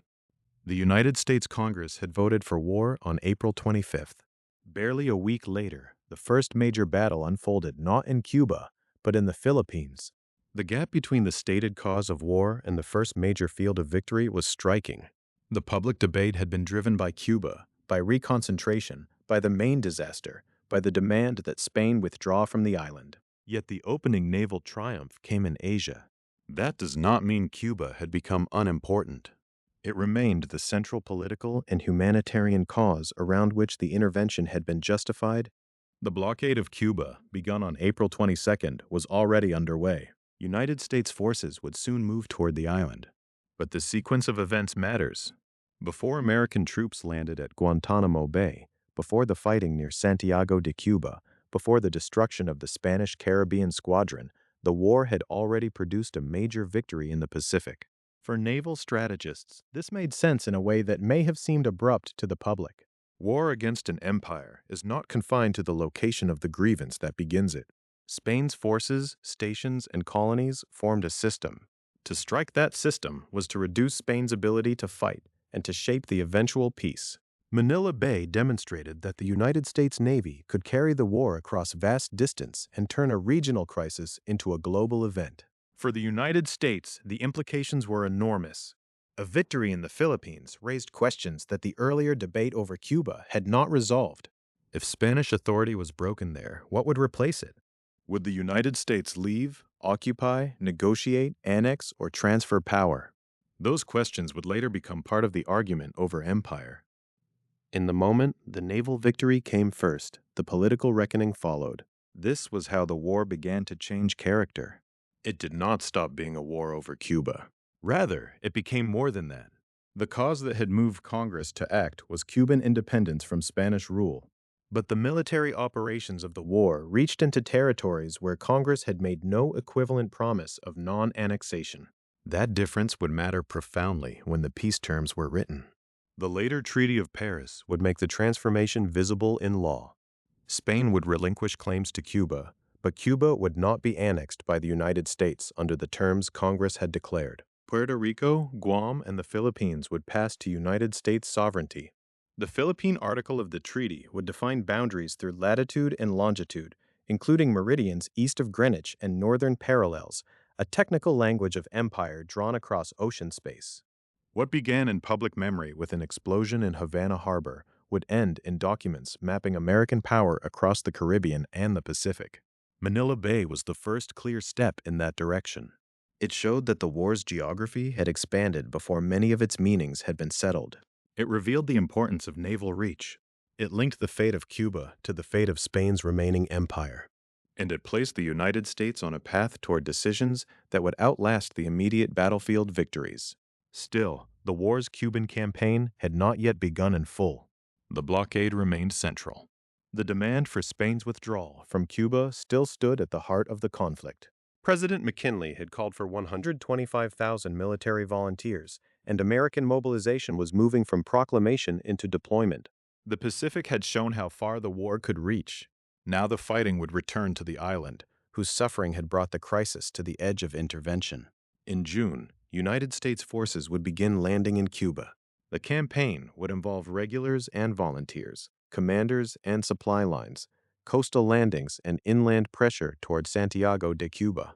Among those who served would be nearly 3,000 black regular soldiers, including men of the 9th Cavalry, 10th Cavalry, 24th Infantry, and 25th Infantry. After Manila Bay revealed the war's imperial horizon, Cuba would become the ground on which the original promise of intervention was tested. The Pacific had shown how quickly a war argued over Cuba could become something larger, but the original center of the crisis remained in the Caribbean. The joint resolution had spoken of Cuban independence. The blockade had been placed around Cuba. The demand to Spain had been withdrawal from Cuba. Now the United States had to turn that political language into a military campaign on the island itself. In June 1898, that campaign began to take visible form. United States forces moved toward Cuba under Major General William Shafter, who led an expeditionary force of more than 17,000 men. On paper, the purpose was clear enough: bring military pressure to bear against Spanish power in Cuba, especially around Santiago de Cuba. In practice, it meant assembling men, ships, equipment, supplies, and command decisions into a working invasion force, then moving that force from the coast toward the interior of a tropical island already scarred by years of war. The Cuba Campaign was not the beginning of violence on the island. Cuban revolutionaries had renewed their war for independence in 1895, and by the time United States troops arrived, Cuba had already endured Spanish counterinsurgency, reconcentration, hunger, disease, and displacement. The American expedition entered a landscape where the central moral arguments of the war had already been made. Spain's rule had been denounced, Cuban independence had been acknowledged by Congress, and President William McKinley had been authorized to use force. The landings in June were the point at which those declarations became soldiers on Cuban soil. The first United States landing in Cuba came at Guantanamo Bay on June 10, 1898. The date matters because it marked the transition from blockade and naval movement to direct occupation of Cuban ground. Since April 22nd, United States naval forces had been enforcing a blockade of Cuba. The sea had been the first arena of the war in the Caribbean, just as it had been decisive at Manila Bay. But a blockade alone could not fulfill the promise of intervention. It could isolate Spanish forces, restrict movement, and tighten pressure. To compel change ashore, troops had to land. Guantanamo Bay gave the campaign its first foothold. The name would later carry a long history of its own, but in June 1898, it belonged to the immediate military geography of the war with Spain. Ships brought men to the Cuban coast, and the landing placed American forces inside the theater that had driven the United States to war. The operation also showed the layered character of the conflict. This was a campaign for Cuba, but not one conducted by Cubans alone. It was a United States expedition in a Cuban War of Independence, directed against Spanish colonial rule and shaped by the ambitions and limits of American policy. Further landings followed near Santiago de Cuba on June 22nd and June 24th. These were the movements that brought Shafter's expedition closer to the main pressure point of the campaign. Santiago de Cuba was not just a place on the map. It was tied to the Spanish Caribbean Squadron, to the blockade, and to the military and diplomatic future of the war. Control around Santiago would determine whether Spain could preserve a naval position in the Caribbean or whether United States pressure would close around it. The landings near Santiago also made clear that the war's public simplicity concealed a more complicated military reality. At home, slogans had compressed the conflict into emotional certainty. "Remember the Maine" had turned grief and suspicion into a rallying cry. Congressional language had framed the war as intervention for Cuban independence, not annexation. But along the Cuban coast, those meanings had to pass through logistics, weather, command, terrain, disease, ships, and men carrying equipment ashore. Empire does not begin only in treaties. It also begins in landing zones, staging areas, and the decisions that move troops from one coastline to another. Among the men who served in Shafter's Cuba expedition were nearly 3,000 black regular soldiers. They included members of the 9th Cavalry, the 10th Cavalry, the 24th Infantry, and the 25th Infantry. Their presence is not a side note to the campaign. It is part of the campaign's structure. These were regular soldiers in the United States Army, serving in a war that was publicly presented as a struggle against colonial oppression abroad while racial inequality remained deeply embedded at home. That contradiction belongs inside the story of the Spanish-American War. The United States entered the conflict speaking in the language of liberation for Cuba. Yet many of the soldiers who helped carry that intervention forward belonged to black regiments serving a country that denied them full equality.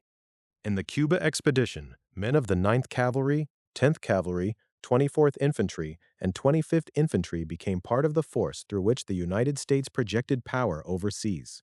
Their service connected the war's foreign aims to the domestic realities of the American military and American society. The fact that they were regular soldiers also matters. McKinley had called for 125,000 military volunteers in April, and volunteers became part of the mobilization that followed. But the black troops named in the Cuba expedition belonged to established regular regiments. They were not merely symbolic participants. They were part of the professional military force sent into Cuba under Shafter's command. Their service placed them in the central theater of the war's stated purpose.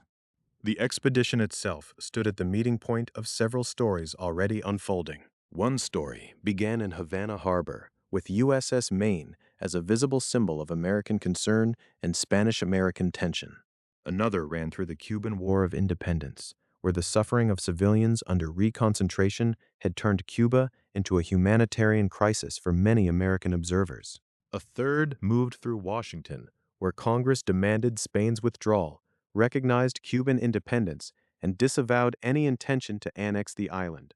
A fourth widened across the Pacific at Manila Bay, where Commodore George Dewey's victory revealed that the war could create consequences far beyond Cuba. The Cuba Campaign brought those threads back to the island. It was the test of whether the United States would act where it had said the crisis began. But it also revealed that intervention was never a clean instrument. Once troops landed, the war was no longer only a matter of resolutions, ultimatums, and public emotion. It became a military process with its own momentum. Forces landed at Guantanamo Bay. More landed near Santiago de Cuba. Shafter's expedition moved into position. The blockade held pressure from the sea. Spanish power in the Caribbean was being squeezed between naval containment and land operations. Santiago de Cuba now became the place where the campaign's military pressure concentrated. The harbor and the forces connected to it would soon determine the next decisive turn. The United States had already won a major naval victory in the Pacific. In the Caribbean, the question was whether the Spanish squadron could remain bottled up, whether it could escape, or whether it would be destroyed under the weight of the blockade. By late June, the movement of troops onto Cuban soil had changed the rhythm of the war. The United States was no longer preparing for intervention. It was conducting it. The promise made in the joint resolution was being carried by soldiers landing from ships, including nearly 3,000 black regulars whose service formed part of the expedition's backbone. The campaign toward Santiago had begun, and with it, the war moved toward the confrontation that would decide Spain's naval position in the Caribbean. On July 3, 1898, that confrontation would arrive. The Spanish Caribbean squadron, trapped by the blockade of Santiago, would attempt to escape. Its destruction would mark one of the decisive military moments of the war and open the path from battlefield pressure toward diplomacy, peace terms, and ceasefire. The campaign toward Santiago had begun as a movement of men, ships, and supplies. By early July, it had become a test of whether Spain could still hold a naval position in the Caribbean. The United States blockade of Cuba, begun on April 22nd, had done more than signal war. It had narrowed Spain's options. Around Santiago de Cuba, the Spanish Caribbean squadron was trapped behind a line of United States naval power, while United States troops pressed the campaign on shore. On July 3, 1898, the trapped squadron attempted to escape. The decision was dramatic, but the situation behind it was simple. A fleet confined in harbor could not change the course of the war. If it remained bottled up, it would continue to serve as a symbol of Spanish presence without the freedom to act. If it tried to break out, it risked meeting the full strength of the blockade in open water. On that morning, the Spanish ships chose movement over confinement. They came out from Santiago and tried to run. The result was decisive. The United States Navy destroyed the Spanish Caribbean squadron as it attempted to escape the blockade of Santiago. In the compressed military language of the campaign, that fact marked one of the turning points of the war. Spain's position in the Caribbean had depended not only on soldiers and garrisons, but on the ability to sustain and defend its colonial holdings by sea.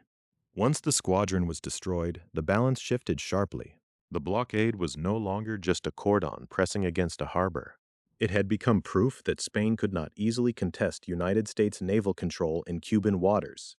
This was the war's Caribbean counterpart to Manila Bay.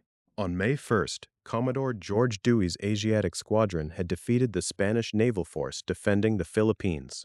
That battle had shown that the war over Cuba could reach across the Pacific.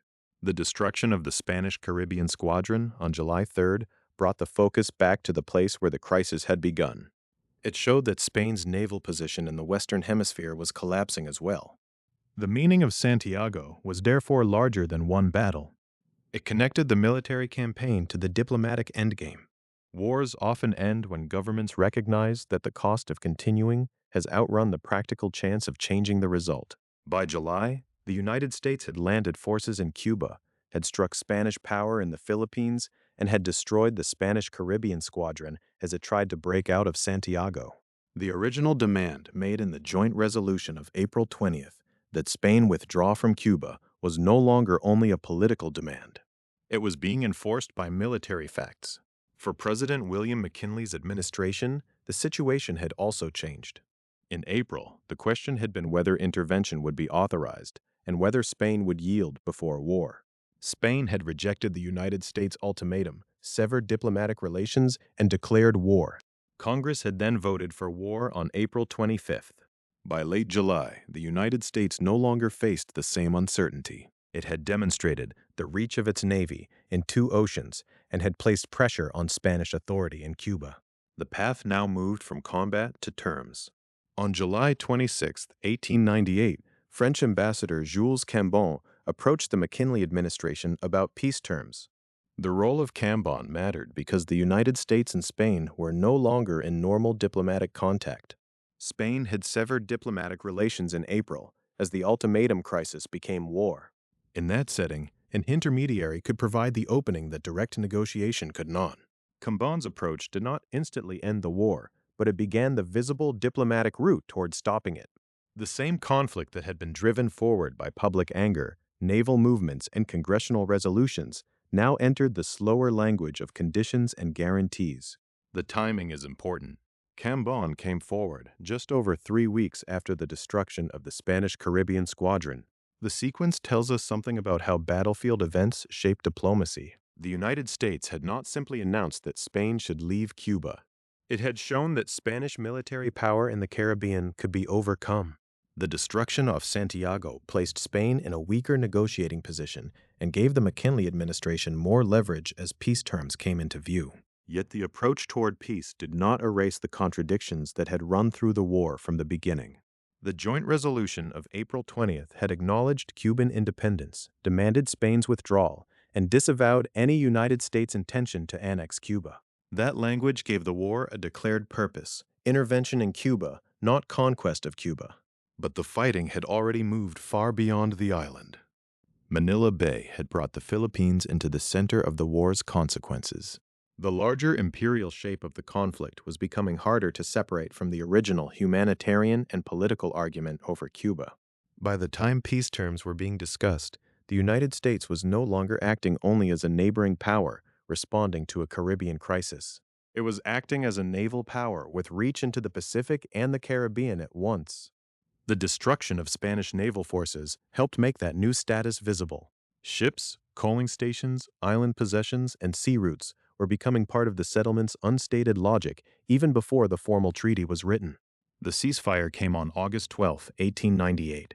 That date brought the active fighting to a halt. It did not yet settle the full meaning of the war. A ceasefire is not the same as a treaty. It stops the guns, but it leaves the political map to be drawn. On August 12th, the United States and Spain stepped back from combat after a short but far-reaching conflict. Less than 4 months had passed since the United States blockade of Cuba began. Just over 3 months had passed since Manila Bay. A war that had moved quickly from Havana Harbor to Washington, from Cuba to the Philippines, and from Santiago to diplomatic negotiation now paused before the final settlement. There was another consequence of that same date. During the conflict, the United States annexed Hawaii, and the joint resolution making Hawaii a United States territory took effect on August 12, 1898. The coincidence of timing is striking. On the day the ceasefire ended active hostilities with Spain, another step in the expansion of United States power across the Pacific also became effective. Hawaii was not the cause of the war over Cuba, but its annexation during the conflict belonged to the same strategic moment. The war had opened routes of thought as well as routes of movement toward naval reach, overseas territory, and a larger American presence beyond the continent. Santiago, then, was both an ending and a beginning. It helped end Spain's ability to resist effectively in the Caribbean. It helped bring Jules Cambon to the McKinley administration with the question of peace terms. It helped lead to the ceasefire signed on August 12th. But it also opened the final and most consequential question of the war: what victory would mean? The answer would not be contained only in Cuba. Spain would be required to relinquish its claims there, but the settlement would also reach to Puerto Rico, Guam, and the Philippines. The United States, which had entered the war under a resolution that disavowed annexing Cuba, would emerge from it with new overseas possessions and a new imperial position. The guns had fallen silent in August, but the map was still waiting to be written in treaty language. The guns had fallen silent in August, but the settlement still had to be made in words. After Santiago, after the approach by French Ambassador Jules Cambon, and after the ceasefire signed on August 12, 1898, the war moved from harbor mouths and campaign roads into conference rooms. The central question was no longer whether Spain could continue the fight in the same way. It was what Spain would be made to give up, and what the United States would become by accepting it. That question was answered in Paris. On December 10, 1898, the Treaty of Paris was signed. Its language marked the formal end of the Spanish-American War, but it also marked something larger than an armistice between two governments. It closed one imperial chapter and opened another. Spain was required to relinquish its claims to Cuba. Puerto Rico, Guam, and the Philippines were ceded to the United States. Under the same treaty, the United States agreed to pay Spain $20 million for the Philippines. In one sense, the treaty followed the military geography of the war. Cuba had been the place where the crisis became most urgent in American politics. Havana Harbor had been the place where USS Maine exploded and sank. Santiago had been the place where Spain's Caribbean naval position collapsed. Puerto Rico lay in the same Caribbean world where United States strategy now had unmistakable weight. Guam and the Philippines belonged to the Pacific turn that had begun with Commodore George Dewey's victory at Manila Bay on May 1, 1898. The treaty gathered those places into one settlement. But in another sense, the treaty exposed the contradiction that had been present since the United States entered the war. Congress had passed a joint resolution on April 20, 1898, acknowledging Cuban independence, demanding Spain's withdrawal from Cuba, disavowing United States' intent to annex Cuba, and authorizing President William McKinley to use military force. That disavowal mattered. It declared that the war was not officially a war to take Cuba, and Cuba was not annexed. Spain relinquished its claims there. The old colonial title was broken. Yet the war did not end simply with Cuban independence and Spanish withdrawal. The United States came away with Puerto Rico, Guam, and the Philippines. The promise not to annex Cuba stood beside a new map of American overseas sovereignty. The tension was not hidden in some obscure footnote. It was written into the outcome itself. The Philippines made that tension especially clear. The war had begun in public argument around Cuba, humanitarian outrage, Spanish colonial repression, the destruction of Maine, and the demand that Spain leave the island. Yet the first major battle had taken place far away, at Manila Bay. By the time negotiators put the treaty into final form, the Philippines had become part of the settlement. The United States did not merely receive a coaling station or a narrow naval privilege in the islands. Spain ceded the Philippines, and the United States agreed to pay $20 million. That payment did not make the transfer simple. It made it official. It gave the settlement a legal and diplomatic form, but it could not remove the deeper question: how a republic that had gone to war under the language of liberation would govern people across the Pacific who had not entered the war as American citizens and had not asked to become part of an American empire. The treaty's Philippine article was precise in the way imperial documents often are precise. Boundaries could be described by lines of latitude and longitude, including meridians east of Greenwich and parallels north of the equator. The language could make an archipelago appear as a defined object on paper, but the precision of coordinates did not settle the moral or political meaning of the transfer. It only showed how quickly military victory could be converted into cartography. Puerto Rico and Guam, too, became part of the new American position. Puerto Rico extended United States power in the Caribbean at the very moment Spain's old presence in the region was being dismantled. Guam placed the United States along a Pacific route that mattered for strategy and for movement toward Asia. Together with the Philippines, these acquisitions meant that the war had carried the United States beyond continental expansion into overseas empire. And while the Treaty of Paris was still ahead, another expansion had already taken effect during the conflict itself. Hawaii was annexed by the United States during the war, with the joint resolution making Hawaii a United States territory, taking effect on August 12, 1898. That was the same date as the ceasefire with Spain. The coincidence is striking. On the day the shooting stopped, under the peace protocol, the American territorial map was also being extended across the Pacific. Hawaii was not acquired from Spain, and it was not a prize of the Treaty of Paris. But its annexation belonged to the same strategic moment. The war made the Pacific newly urgent in American policy. Manila Bay had shown the reach of naval power. Guam and the Philippines would become treaty acquisitions. Hawaii's annexation placed another island position within the expanding American system.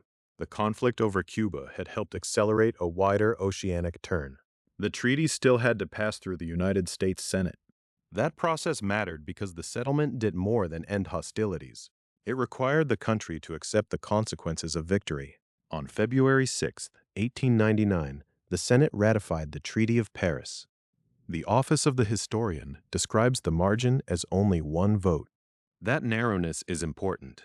It reminds us that the imperial result was not automatic, not uncontested, and not simply the inevitable next step after battlefield success. The United States had defeated Spain, but accepting the treaty meant accepting sovereignty over distant possessions. It meant accepting a new role in the Caribbean and the Pacific. It meant turning the emotional and political momentum of 1898 into a durable international position. The war had begun, for many Americans, with images of suffering in Cuba and anger over the destruction of Maine. It had been shaped by reconcentration, by sensational headlines, by the slogan, "Remember the Maine," by uncertainty turned into public conviction. It moved through Congress in the language of intervention, independence, and force. It opened on the water with blockade and battle, then spread from the Caribbean to the Pacific. By the end, the United States had not only fought Spain, it had inherited pieces of Spain's imperial world. The Treaty of Paris did not answer every question raised by the war. It did not resolve the mystery of Maine. Later investigations would continue to challenge the first assumption that a mine had destroyed the ship. Naval History and Heritage Command would later state that no credible evidence had emerged in 125 years showing a conspiracy by Spain, Cuban insurgents, or newspaper reporters to destroy Maine. That uncertainty gives the story a lasting unease. A catastrophe whose cause was never proven beyond dispute helped push a nation toward a war whose consequences were unmistakable. It also did not erase the contradiction between anti-colonial language and imperial result. Spain relinquished Cuba, but the United States emerged with Puerto Rico, Guam, and the Philippines. Hawaii, annexed during the same conflict, confirmed the broader direction. What had been framed as intervention in a neighboring island became a turning point in American overseas power. The explosion in Havana Harbor had not created all of this by itself. The Cuban War of Independence was already underway. Spanish colonial policy had already produced suffering and outrage. United States economic interests, naval strategy, political pressure, and public emotion were already present. But the loss of Maine gave those forces a symbol. It gave grief a shape, suspicion a target, and intervention a rallying cry. By December 10, 1898, that rallying cry had traveled far from the wreckage in Havana. It had passed through congressional resolutions, naval battles, troop landings, ceasefire terms, and treaty negotiations. It had reached Paris, where the settlement placed new islands under the American flag and signaled the end of Spain's old imperial reach in the Western Hemisphere. The Spanish-American War was brief, but its aftermath was not. It changed Cuba's future, broke Spanish colonial power in the Caribbean, and carried the United States into a new imperial role across two oceans. The story began in this episode with a warship at anchor, sent to a tense harbor under the language of protection and conciliation. It ends with a treaty, a Senate vote, and a map redrawn. Between those points lies the central lesson of 1898. Uncertainty can have consequences as powerful as proof, and wars begun under limited claims can end by creating much larger realities. The Maine sank in Havana Harbor. Spain lost its remaining empire across the Caribbean and the Pacific, and the United States, stepping out of the war, was no longer only a continental power. It had become an empire.